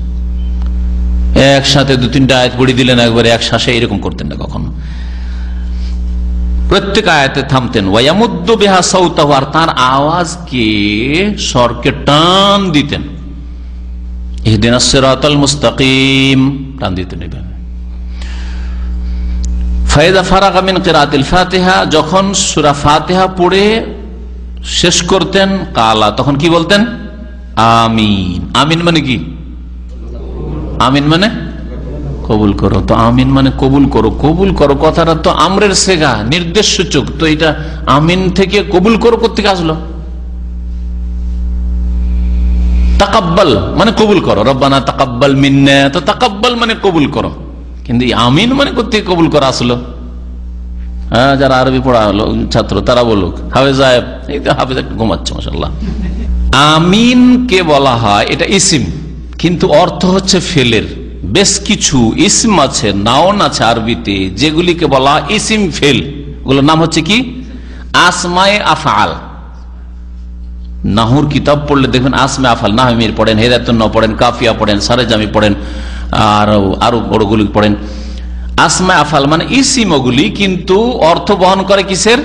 ফেলের। কখনো কখনো ফেল মাজির, কখনো কখনো ফেল আমরের, না ফেল আমরের। আমরের এখানে আমরের অর্থ, এই আমিন হচ্ছে ইসিম ফেল, আমিন ইসিম, ওকে বলবেন নাউন এটা, কিন্তু অর্থ হচ্ছে ইস্তাজিব, ওর মানে ইস্তাজিব, কবুল করো, কবুল করো। যেমন আরো আছে এরকম, আলাইকা, আলাইকুম বিসুন্নতি, আলাইকুম বিসুন্নতির হাদিসের তরজমা করেন তো কেউ? আলাইকুম বিসুন্নতি ওয়া সুন্নাতিল খুলাফায়ে রাশিদিন আল মাহদিয়িন। হ্যাঁ, না, তরজমা করেন, অনুবাদ। আলাইকুম বিসুন্নতি, বক্তারা যারা বক্তব্য করে বেড়াচ্ছেন, খুতবা দিচ্ছেন, ওদেরকে বলছি আলাইকুম বিসুন্নতি বলেন। আঁকড়ে ধরো, এটা তো নির্দেশ সূচক। এখানে ফেল কোথায় আসলো? কোথায় ভার্ব আছে? এখানে ফেল আছে? ক্রিয়া আছে? আলাইকুম বিসুন্নতি মানে আমার সুন্নাত তোমাদের উপরে, যদি শাব্দিক করতে হবে, আলাইকুম মানে তোমাদের উপরে, আর বিসুন্নতি মানে আমার সুন্নাত বা আমার সুন্নতের সাথে। শব্দের কোনো অর্থ বেরোয় না। আমার সুন্নতের সহিত তোমাদের উপরে, কি অর্থ হইল? হবে? হ্যাঁ, তো তিনটা অক্ষর, আর বেশি ফতুয়া দিতে চলবে না। তাহলে ফতুয়া দেওয়ার জন্য আর কিছু এলেম লাগবে। এই জন্য গত সপ্তাহে ফতুয়ার গুরুত্ব আলোচনা করেছে। ফতুয়া সবাই দেবেন, হাফেজ হয়ে ফতুয়া দেবেন না, হ্যাঁ, আর দায়ী হইলে ফতুয়া দেবেন না। দু একটা জুমার খুতবা পড়াচ্ছেন, এই জন্য ফতুয়া দেবেন না। কথা বলছেন, অর্থ বুঝতে হবে। আলাইকুম, এটা আলাইকা, এটা হচ্ছে ইসিম ফেল। আলাইকুম বা আলাইকা মানে হচ্ছে ইলজাম, ইলজাম মানে ধরো, আঁকড়ে ধরো। আলাইকা হচ্ছে ইসিম ফেল বেমান আমর, আমরের অর্থে আলাইকা মানে ইলজাম, আর আলাইকুম মানে ইলজামু। তো আলাইকুম বে সুন্নতি মানে ইলজামু বে সুন্নতি, আমার সুন্নতকে লাজিম করে ধরো করে। কথা বলছেন, ইলজাম মানে জড়িয়ে ধরা। কাউকে যদি এইভাবে জড়িয়ে ধরে না, এটা হচ্ছে ইলজাম। হ্যাঁ, ফাসাউফা ইয়াকুনু লিজামা, আল্লাহর আযাব যে একবারে জড়িয়ে ধরবে। ফাসাউফা ইয়াকুনু লিজাম আছে না, কুল মা ইয়াবু বিকুম রাব্বি লাউলা দুআউকুম ফাকাদ কাযাবতু ফাসাউফা ইয়াকুনু লিজামা। লিজাম মানে আযাব, আযাব একবারে জড়িয়ে ধরবে তোমাদেরকে, একবারে গ্রাস করে ফেলবে। ওখানে গ্রাসের অর্থ আছে, ওই জন্য লিজাম। আমিনের এটাই অর্থ। যেমন আলাইকে যখন ইসিম ফেল বলবেন, তখন ইলজামের অর্থ। হ্যাঁ, দুনাকা মানে খুজ, খুজ মানে ধরো, হ্যাঁ, বা নেও, গ্রহণ করো। আর দুনাকা এটা ইসিম ফেল। এরকম বেশ কিছু ইসিম ফেল আছে। জি, আরে আজানে আছে আপনাদের, এগুলো যদি আরবি শিখাতে লাগে তো আরো সময় লাগবে। আর আজানে আছে হাইয়া আলাস সালাহ বলছেন, হাইয়া আলাস সালাহ। আলাস সালাহ মানে নামাজের ওপরে, আর হাইয়া, হাইয়া মানে কি? এবার হাইয়া মানে কি? হাইয়া আলাস সালাহ মানে কি? নামাজের জন্য এসো। তো এসো কোথায় আছে? তাল মানে এসো। ওখানে তাল এলা সালাহ আছে? তাল যদি থাকতো তাহলে বলতে নামাজের জন্য এসো। হাইয়া আলাস সালাহ মানে কোথায় নামাজের জন্য এসো হইলো? তো হাইয়াটা হচ্ছে ইসিম ফেল, ওই রকম এর মতো, এই আলাইকার মতো, এই আপনার আমিনের মতো ইসিম ফেল। হাইয়া মানে তাল। আরবরা কি এখনো দেখেছেন হাইয়া হাইয়া হাইয়া, বাচ্চাকে বলে হাইয়া হাইয়া হাইয়া মানে এসো এসো এসো, কাম। এটা হচ্ছে ইসিম ফেল বেমান আমর। জি, তারপরে যখন এই গ্রামারের আলোচনা হয় তার একটু শুনে নেন। ফেল মাজির মানে পাস্ট টেন্সের অর্থ কখনো কখনো হয়, যেমন হাইহাতা, হাইহাতা, হাইহাতা লেমা তুয়াদুন, হাইহাতা ইসিম ফেল। হাইহাতা মানে দূরে হও, দূরে হও, দূরে হয়েছে মানে না, দূরে হও বলছি তো, দূর হয়ে গেছে, দূর হয়ে গেছে। হাইহাতা, হাইহাতা, হাইহাতা বাউদার অর্থে। বুঝতে পেরেছেন? তো এখানে আমিন, আমিন মানে কি? ইস্তাজিব, কবুল করো। জি, আমিন। ফাইন কানা ইয়াজহারু বিল কিরাতে রাফা বিহা সাউত, আমিন জোরে বলবেন না আস্তে বলবেন? ভালো করে শুনেন। বলছেন যে কিরাত যদি উচ্চ স্বরে হয়, ইমাম সাহেব তেলাওয়াত করছেন অথবা আপনি তেলাওয়াত করছেন উচ্চ স্বরে, মাগরিবের প্রথম 2 রাকাত, এশার প্রথম 2 রাকাত, ফজরের নামাজে, তাহলে সূরা ফাতিহা জোরে পড়ছেন না আস্তে? জোরে পড়ছেন। তো যখন সূরা ফাতিহা জোরে পড়লেন, তো তার দোয়াটাও, আমিনটাও কি হইতে হবে? জোরে হইতে হয়। বলছেন রাসূলুল্লাহ সাল্লাল্লাহু আলাইহি ওয়াসাল্লামের আদর্শ ছিল যে কিরাত যদি উচ্চ স্বরে হইতো, ইয়াজহারু বিহি বিল কিরাত রাফা বিহা সাউতাহু, তাহলে আমিনটাও কি করতেন? উচ্চ স্বরে বলতেন, আমিন টান দিয়ে বলতেন, মসজিদ বেজে উঠতো। এটি হচ্ছে সহিহ প্রমাণিত। ওয়া কালাহা মান খালফাহু, আর নবী সাল্লাল্লাহু আলাইহি ওয়াসাল্লামের পেছনে যত মুক্তাদি থাকতো সকলেই আমিন, তারাও জোরে বলতো। কারণ দোয়া জোরে, সূরা ফাতিহা দোয়া, জোরে দোয়া হয়েছে, সুতরাং দোয়ার উপর আমিন দোয়াটাও কি হবে? জোরে হবে। আর যখন আস্তে সূরা ফাতিহা চলছে জোহরের নামাজে, সূরা ফাতিহা মনে মনে পড়ছেন ইমাম মুক্তাদির, হ্যাঁ, আসরের নামাজে, তারপরে মাগরিবের 3য় রাকাতে, এশার 3য় চতুর্থ রাকাতে সূরা ফাতিহা মনে মনে, সুতরাং আমিনটাও মনে মনে, তখন আমিন জোরে বলা চলবে না। ফাইজা ফারাগা মিন কিরাতিল ফাতিহা বললেন, হ্যাঁ হয়ে গেছে ওটা। সূরা ফাতিহা পড়া না হলে আমিন বলতেন, আর যদি সূরা ফাতিহা জোরে পাঠ করতেন তাহলে আমিনটাও জোরে বলতেন, আর পিছনের লোকেরা আমিন বলতো। ওয়াকান লাহু সাকতাতান, রাসূলুল্লাহ সাল্লাল্লাহু আলাইহি ওয়াসাল্লামের এই তেলাওয়াতের মাঝখানে সূরা ফাতিহা পাঠ যে করলেন তাকবীরে তাহরিমা থেকে শুরু করে, এখানে দুটো সাক্তা হইতো, মানে দুটো বিরতি, নীরবতা। সাক্তা মানে নীরবতা, দুই জায়গায় নীরব থাকতেন। সাক্তাতুন বাইনা তাকবীর ওয়াল কিরা, একটি সাক্তা হইতো তাকবীর আর তেলাওয়াতের মাঝখানে, তাকবীর আর তেলাওয়াতের মাঝখানে মানে আল্লাহু আকবার, তারপরে নীরবতা। এখানে সানা পড়তেন বা ইস্তিফতার দোয়া পড়তেন, আল্লাহ বাইদ বাইনি হোক আর সুবহানাকা হোক আর কিছু হোক, ওজাহাত হইল। আর একটা ওয়াক্তলিফা ফিস সানিয়া, দ্বিতীয় সাক্তা, দ্বিতীয় বিরতিটা বা বিরামটা কোথায় হইতো, এতে ইখতিলাফ রয়েছে। ফারুইয়া, বর্ণিত হয়েছে আন্নাহা বাদাল ফাতিহা, একটা বর্ণনা দ্বারা জানা যায় যে সূরা ফাতিহার পরে হইতো। সূরা ফাতিহার পরে ইহদিনাস সিরাতাল মুস্তাকিম সিরাতাল লাযিনা আনআমতা আলাইহিম গায়রিল মাগদুবি আলাইহিম ওয়ালাদ-দাল্লিন, তারপরে বিরতিটা হইতো। ধাই করে আরেকটা সূরা শুরু না, বিরতি। ও রবিয়া, আর কেউ কেউ বর্ণনা করেছেন বা বর্ণিত হয়েছে আন্নাহা কাবলা রুকু, না আর এক সূরা বা কিছু আয়াত মিলিয়ে নিয়ে রুকুর আগেখানে, যেমন আপনি পড়লেন সূরা ফাতিহার পরে ধরেন সূরা ইখলাস পড়লেন, হ্যাঁ, ওয়ালাম ইয়াকুল্লাহু কুফুয়ান আহাদ, আল্লাহু আকবার, সাথে সাথে না, একটু বিরতি দেন, একটু বিরতি দেন, এটা হচ্ছে সুন্নাত। দুটো সাক্তা এক কথায় হইতো, নবী সাল্লাল্লাহু আলাইহি ওয়াসাল্লামের কোনখানে হইতো এই নিয়ে ওয়াকিলা।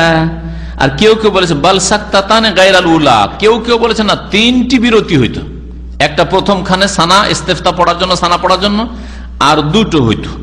দুটো হইতো মানে সূরা ফাতিহার আর আরেক সূরার মাঝখানে একটা, আর একটা কোন একটা সূরা মিলিয়ে নেওয়ার পরে রুকুর আগেখানে। ও জাহির, তবে যা প্রকাশ পায় হাদিস থেকে, আন্নাহুমা ইসনাতানে ফাকাত, যে দুটো বিরতি শুধু হইতো। ও আম্মা সালেসা, আর তৃতীয়টা ফালাতিফাতুন, অর্থাৎ ওই তৃতীয়টা মানে রুকুর আগে যে সাক্তাটা হইতো, এটা হচ্ছে লতিফাতুন, মানে খুব হালকা হইতো, অল্প হইতো। লে আজালে তারাদ্দিন নাফস, শ্বাসটা যাতে ফিরে আসে। তেলাওয়াত করতে করতে শ্বাস ফুলতে লাগে, ভিতরটা ফুলে না, একটু ফুলে, বিশেষ করে একটু যদি আপনি লোকজনের সামনে দাঁড়ান, প্রথম হয় বা কিছু, বা এমনিও শ্বাস ফুলে একটু তেলাওয়াত করে আসছে, তাহলে একটু শ্বাসটা নেওয়ার জন্য থামলেন, ধরেন 5 সেকেন্ড 10 সেকেন্ড, আর তারপরে তখন তাকবীর বলেন। ফামাল্লাম ইয়াযকুরহা ফালিকিসারিহা, সুতরাং যারা এটাকে উল্লেখ করেননি, এটা একেবারে সংক্ষিপ্ত, সেজন্য উল্লেখ করেনি। ফাইজা ফারাগা মিনাল ফাতিহা, যখন সূরা ফাতিহা থেকে শেষ করবে, আখাযা ফি সূরাতিন গায়রিহা, তখন আরেকটি সূরা পড়া শুরু করবে। ওয়া কানা ইউতিলুহা তারাতান, রাসূলুল্লাহ আরেকটি সূরা যে মিলাতেন, এটা কখনো কখনো লম্বা করতেন। ওয়া ইউখাফফিফুহা লিআরিদিন মিন সাফারিন আও গায়রিহি, আর কখনো কখনো নবী সাল্লাল্লাহু আলাইহি ওয়াসাল্লাম কোনো কারণে, সফরের কারণ অথবা ব্যাধি অসুস্থতার কারণ, পিছনে লোকেরা আছে, বৃদ্ধরা আছে, বা মহিলারা বাচ্চা নিয়ে আছে, বিভিন্ন কারণে সংক্ষেপ করে দিতেন। ওয়াতাওয়াসসাতু ফিহা গালিবান, আর অধিকাংশ সময় মধ্যম পন্থা অবলম্বন করতেন। তেলাওয়াত খুব লম্বা করে দিতেন না, যে 50, 60, 100 আয়াত পড়ে যাচ্ছেন, আর একবারে 2-3 আয়াত পড়েছে, আর রহমান আল্লামাল কোরআন খালাকাল ইনসান, আল্লাহু আকবার, যেমন আমাদের দেশি তারাবি, ওইরকম নাই। হ্যাঁ, ওইরকম না, শুধু সূরা ইখলাস আর কাফিরুন আর ইন্না আতাইনা কাল কাউসার, সূরা আসর, বাস সূরা আসর 2 লাইন, সূরা কাউসার 2 লাইন, আর সূরা ইখলাস, বাস। না, এরকম না, এরকম করতেন না। নবী অধিকাংশ সময় মধ্যম পন্থা অবলম্বন করতেন কেরাতের পরিমাণের ক্ষেত্রে। এই ছিল আজকের দর্শ, আর এই দর্শ শেষ হলো। আর এই দর্শে বিশেষ করে যে বিষয়টি এসছে, নাভির নিচে হাত বাঁধা না ওপরে হাত বাঁধা, বুকের ওপর হাত বাঁধা, এই বিষয়ে একটি কথা বললাম। শেখ মোহাম্মদ আব্দুল্লাহ রহমতুল্লাহ আলাই আবু দাউদের জয়ীফ হাদিসটা উল্লেখ করেছেন, করে বলেছেন যে আলী রাদিয়াল্লাহু তাআলা আনহু থেকে বর্ণিত সুন্নত হচ্ছে হাতের উপর হাত রেখে কোথায় রাখবে, তাহতস্তরা, নাভির নিচে। এই মতটি হাম্বলি মাযহাবেরও নাই, ঠিক না? সেটা জানলাম কি দিয়ে? ইমাম আহমদ রহমতুল্লাহ আলাই থেকে তার ছেলেরা বর্ণনা করছে, সেটা উল্লেখ করলাম। হ্যাঁ, তার ছেলে বর্ণনা করছেন কি, আমার আব্বা কোথায় বাঁধতেন, ফাওকাস্তর, নাভির ওপরে হাত বাঁধতেন, ঠিক না? তাহলে ইমাম আহমদ বিন হাম্বলের মত বা হাম্বলি মত, নাভির নিচে হাত বাঁধা না। তারপরে আরেকটা কথা এখানে উল্লেখ করব, আমাদের দেশের যারা শিরক বিদাত করে যেসব মুসলিম ভাইরা, ওরা সৌদি আরব সম্পর্কে বলে যে এরা ওয়াহাবি। কি বলে ওরাকে? ওয়াহাবি বলে। ওয়াহাবি মানে মোহাম্মদ আব্দুল ওয়াহাবের অনুসারী, তাই না? মোহাম্মদ আব্দুল ওয়াহাবের অনুসারী। তো শেখ মোহাম্মদ বিন আব্দুল ওয়াহাব রাহমাতুল্লাহ আলাইহির যদি অনুসারী মানে মুকাল্লিদ হইতেন এরা, তাহলে এরা সকলে কি করতেন? নাভির নিচে হাত বাঁধতেন। এখানে দেখছেন কি আপনি, এখানকার ইমাম সাহেবদেরকে দেখেন, এখানকার শিক্ষিতদেরকে দেখেন, এখানকার যারা মাসলা মাসাইল জানা লোক বা এমনি অধিকাংশ জনসাধারণ নাভির নিচে কেউ হাত বাঁধে না। হ্যাঁ, ওপরে বাঁধে, যদি হয়তো বুকের ওপরে খুব নিয়ে যায় না হয়তো, কিন্তু উপর দিকে থাকছে না। মোহাম্মদ আব্দুল ওয়াহাবের মুকাল্লিদ হয়ে যদি তারা ওয়াহাবি হইতেন, যেই নামটা মিথ্যা ইংরেজরা দিয়েছে আর মিছামিছি দিয়েছে বিদাতপন্থীরা বদনাম করার জন্য, যে সৌদি আরব লোক হচ্ছে কি ওয়াহাবি, যারাই বলে যে কবর মাজার পূজা শিরক, পীরের মুরিদ হওয়া বিদাত, যারা বলে যে মিলাদ বিদাত, হলো ওয়াহাবি, তাই না? দেশের হইলো আর সৌদি আরবের হইলো, তাই না? তো ওয়াহাবি যদি হইতেন তাহলে তারাও সকলে নাবি নিজে, এখানকার আলেম ওলামা, আইম্মায়ে হারাম, এদেরকে আমাদের দেশের বিদাতপন্থীরা সবাই ওয়াহাবি বলছে। তারা যদি ওয়াহাবি হইতেন তো নাবির নিচে হাত বাঁধতেন। কাবা শরীফে গিয়ে একটু দেখেন তো দেখি আইম্মায়ে হারামরা কোথায় হাত বাঁধছেন। মসজিদ নববীতে গিয়ে একটু কাছে থেকে দেখেন তো দেখি যে ইমাম সাহেবেরা মসজিদ নববীতে কোথায় হাত বাঁধছেন, দেখেছেন? হ্যাঁ, ওপরে হাত বাঁধছেন না বাঁধছেন না? বুকের হাত বাঁধছেন না বাঁধছেন না? তাহলে বোঝা গেল যে সৌদি আরবে ইমাম মোহাম্মদ আব্দুল্লাহ রহমতুল্লাহ আলাইহির মুকাল্লিদ কেউ নেই, বরং পৃথিবীতে কেউ নেই। ইমাম মোহাম্মদ আব্দুল ওয়াহাব তার তকলিদের দিকেও ডাকেননি, তিনি কোন নতুন মযহাবও পয়দা করেননি। আর এখানকার লোকেরা ওয়াহাবিও নন, বরং এখানকার লোকেরা, এখানকার উলামায়ে কিরামরা, এখানকার শাসকরা, আল্লাহ পাক সকলের হেফাজত করেন, সকল মুমিনের, তারা কোরআন সুন্নাহর অনুসারী, কোরআন সুন্নাহর অনুসারী। এই জন্য মোহাম্মদ আব্দুল ওয়াহাব তাদের সংস্কারক, এই দেশের নিঃসন্দেহে তিনি মুজাদ্দিদ সংস্কারক হলেও তার দুর্বল ফতোয়াকে তারা নেননি। এর দ্বারা তারা প্রমাণ করে দিয়েছেন যে আমাদের কাছে অন্ধ অনুকরণ নেই, আমাদের কাছে অন্ধ অনুকরণ নেই। সে তোমাদের কাছে থাকতে পারে, কিন্তু আমাদের কাছে অন্ধ তাকলিদ নেই। যে ইমাম মোহাম্মদ আব্দুল ওয়াহাব যেহেতু আমাদের ইমাম, আমাদের মুজাদ্দিদ, আমাদের সংস্কারক, সুতরাং তিনি বলেছেন নাভির নিচের কথা, আর সুতরাং আমরাও তাই করি। তার কিতাবে মুখতাসার জাদুল মাদ, সংক্ষিপ্ত জাদুল মাদের নাভির নিচের কথা এসেছেন, আমরাও নাভির নিচে দাঁড়ি করেছেন কি, যেমন আমাদের দেশের ভাইয়েরা কদুরিতে আছে সেজন্য এরকম নামাজ পড়ি, হিদায়াতে সেই জন্য নামাজ পড়ি, এরকম করেছেন এরা? করেনি। তাহলে বোঝা গেল যে এরা অন্ধ অনুসারী নন কারো, বরং এরা কোরআন সুন্নাহর অনুসারী। আর এটাই হচ্ছে সঠিক পথ, এটাই হচ্ছে সঠিক পথ, যে যেখানে স্পষ্ট হয়ে যাবে, যে কোনো বড় আলেম হোক না কেন, স্পষ্ট হয়ে যাবে যে তিনি ভুল করেছেন, ভুল ছেড়ে দেওয়া ফরজ, ভুল ছেড়ে দেওয়া ফরজ। শেখ মোহাম্মদ আব্দুল ওয়াহাব রাহমাতুল্লাহ আলাইহির তার খেদমত স্বীকার করা, তার এলম, তার আমল, তার দাওয়াত, তার জিহাদ, সবকিছুকে স্বীকার করার সাথে সাথে এটা বলতে হবে যে তিনি নবী রাসূল নন, যে তার কোনো ভুল হবে না, তার কাছে ওহী আসেনি, তার ইজতিহাদে ভুল হইতে পারে। আর মুজতাহিদ কখনো ঠিক করেন, কখনো ভুল করেন। যদি ঠিক করে থাকেন দ্বিগুণ নেকি পাবেন, আর যদি ভুল করে থাকেন তাহলে এক নেকি পেয়েছেন। ইজতিহাদ মেহনত করেছেন, প্রচেষ্টা চালিয়েছেন সেজন্য। কিন্তু তার ভুলটা জানার পরে আমরা মানবো, এটা আমাদের জন্য মানা জায়েজ নয়, বরং মানা হারাম। আপনার যখন স্পষ্ট হয়ে যাবে যে এটা সহিহ হাদিসের খেলাফ, রাসূলুল্লাহ আদেশের খেলাফ, তারপরে সারা পৃথিবীর কারো কথা মানা যাবে না, কারো কথা মানা যাবে না, কতই বড় আলেম হোক না কেন। এটা স্পষ্ট। আজকের আলোচনা থেকে যে কথাটি বলা জরুরি ছিল যে এখানে ওয়াহাবি বলে কেউ নেই, এটা মিথ্যা কথা। আর এখানে অন্ধ তাকলিদ, অন্ধ অনুসরণ নেই, বরং এখানকার আলেম ওলামা জনসাধারণ তার কোরআন হাদিসের অনুসারী, কোরআন হাদিসের অনুসরণ করার চেষ্টা করে।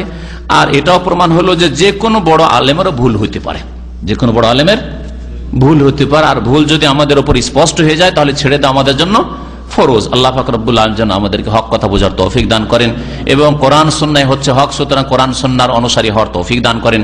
সুবহান রাব্বিকা রাব্বিল ইজ্জাতি আম্মা ইয়াসিফুন ওয়া সালামুন আলাল মুরসালিন আলহামদুলিল্লাহি রাব্বিল আলামিন। আর আমরা কোরআন হাদিসের খাদেম, আলহামদুলিল্লাহ, কোরআনে কারীমের খেদমত করি, এজন্য কোরআন কারীম তাফসীর করি, রাসূলুল্লাহ হাদিসের খেদমত করি, এজন্য বলগুলো পড়াই।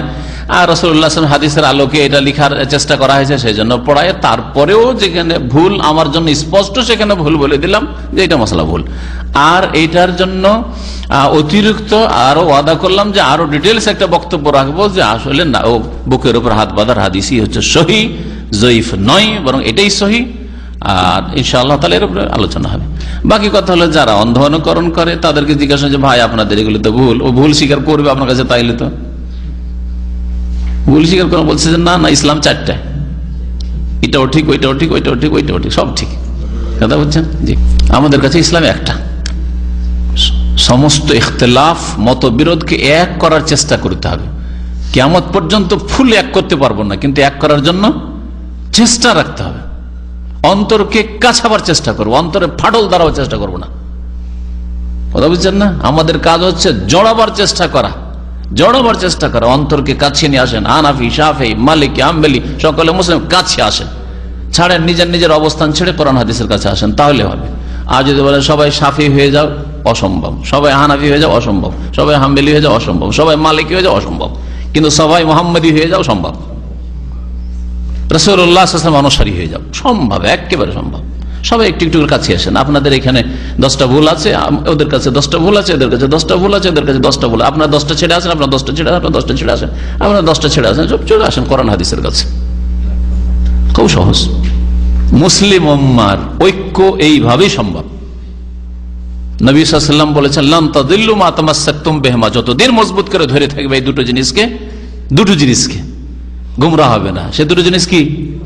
কিতাব আল্লাহ সুন্নতি, কোরআনে কারীম আল্লাহ পাকের কিতাব আর রাসূলুল্লাহ সাল্লাল্লাহু আলাইহি ওয়াসাল্লামের সুন্নাত হাদিস। আবার কোরআন হাদিসের দিকে যারা ডাকে তারা ফিরকাবাজি করে না, তারা ফিতনা ছড়াই না, বরং তারা মুসলিম উম্মতের ঐক্য চায়, ইত্তিহাদ চায়, ইত্তেফাক চায়, মুসলিম উম্মাহকে এক প্ল্যাটফর্মে একত্রিত করতে চায়।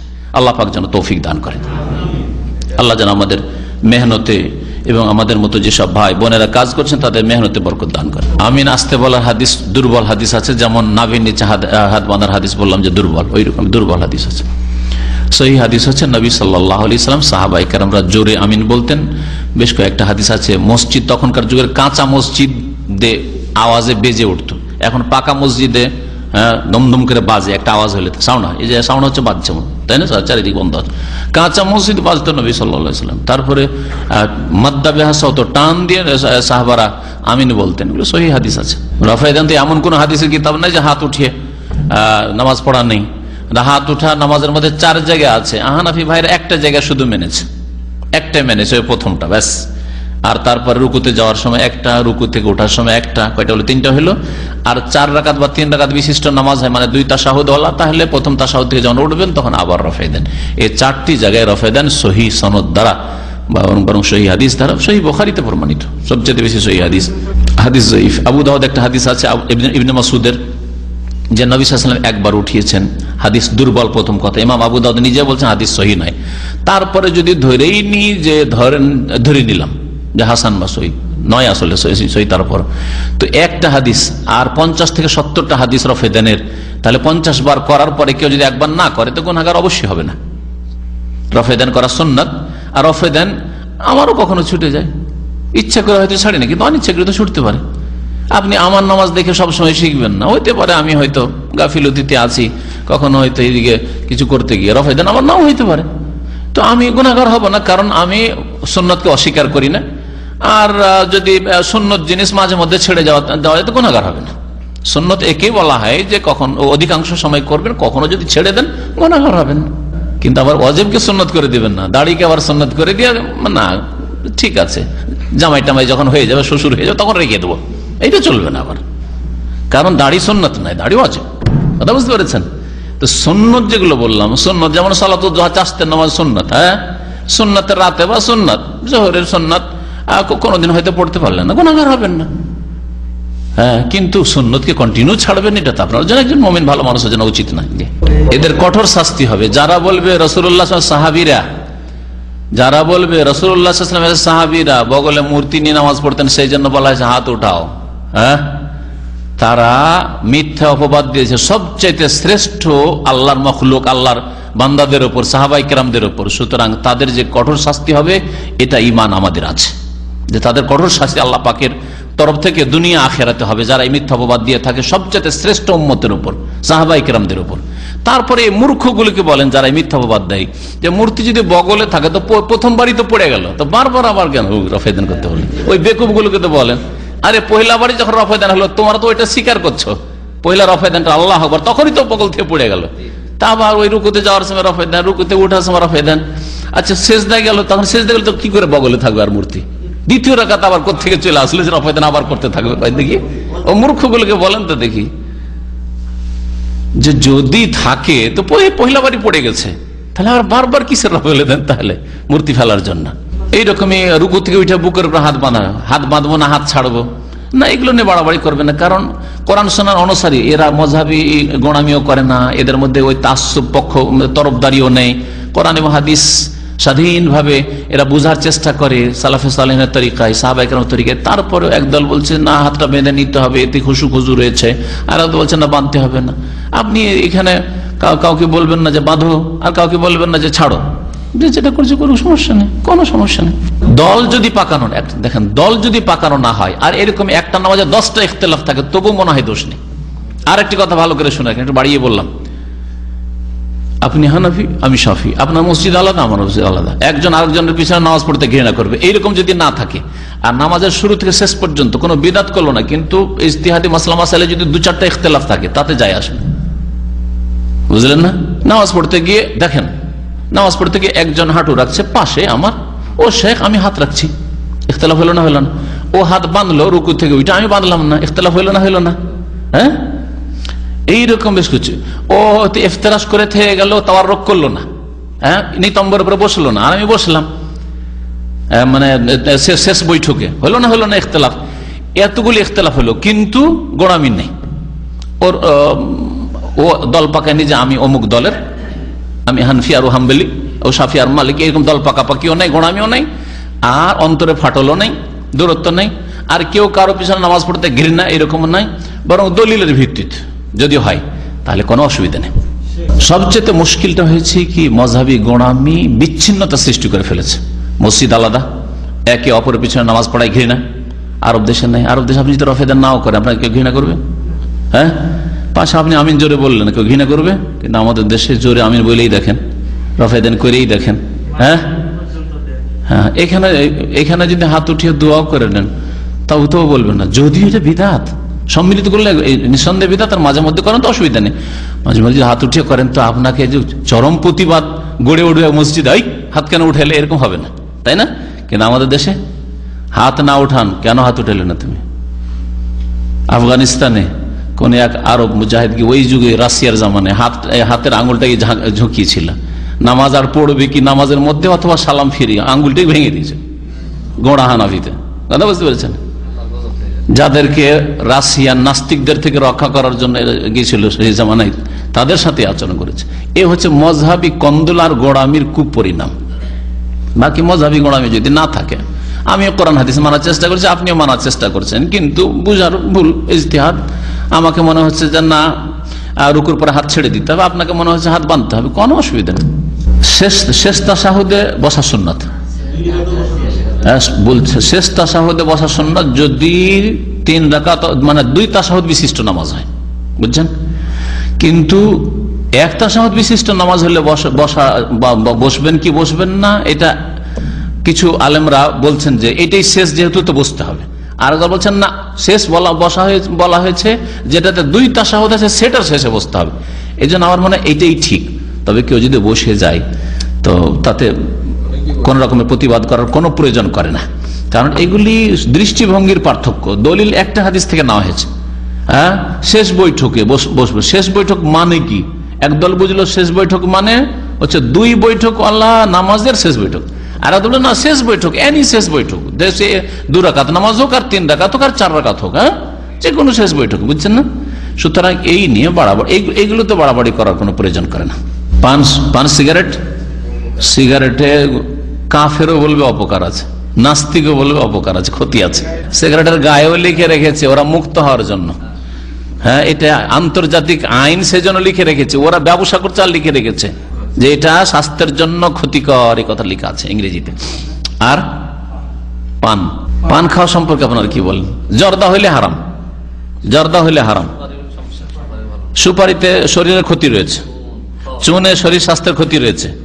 তো ইসলামের কিছু নীতিমালা আছে। নবী সাল্লাল্লাহু আলাইহি ওয়াসাল্লাম মানে পান ছিল না, চুন ছিল না, হয়তো মানে চুনের ব্যবহার ছিল না, হ্যাঁ, সুপারি থাকলেও ব্যবহার ছিল না, সুপারিও ভারতেই ছিল হয়তো। আসতো সুপারি, অবশ্য ওই দিক দিয়ে আসতো, এমানিরা ব্যবসা টবসা করতো, নিয়ে আসতো এইদিকে, এখান থেকে নিয়ে যেত সামান্য সামদেশ থেকে, ভারত আর ভারত থেকে নিয়ে আসতো, এগুলো আছে অবশ্য।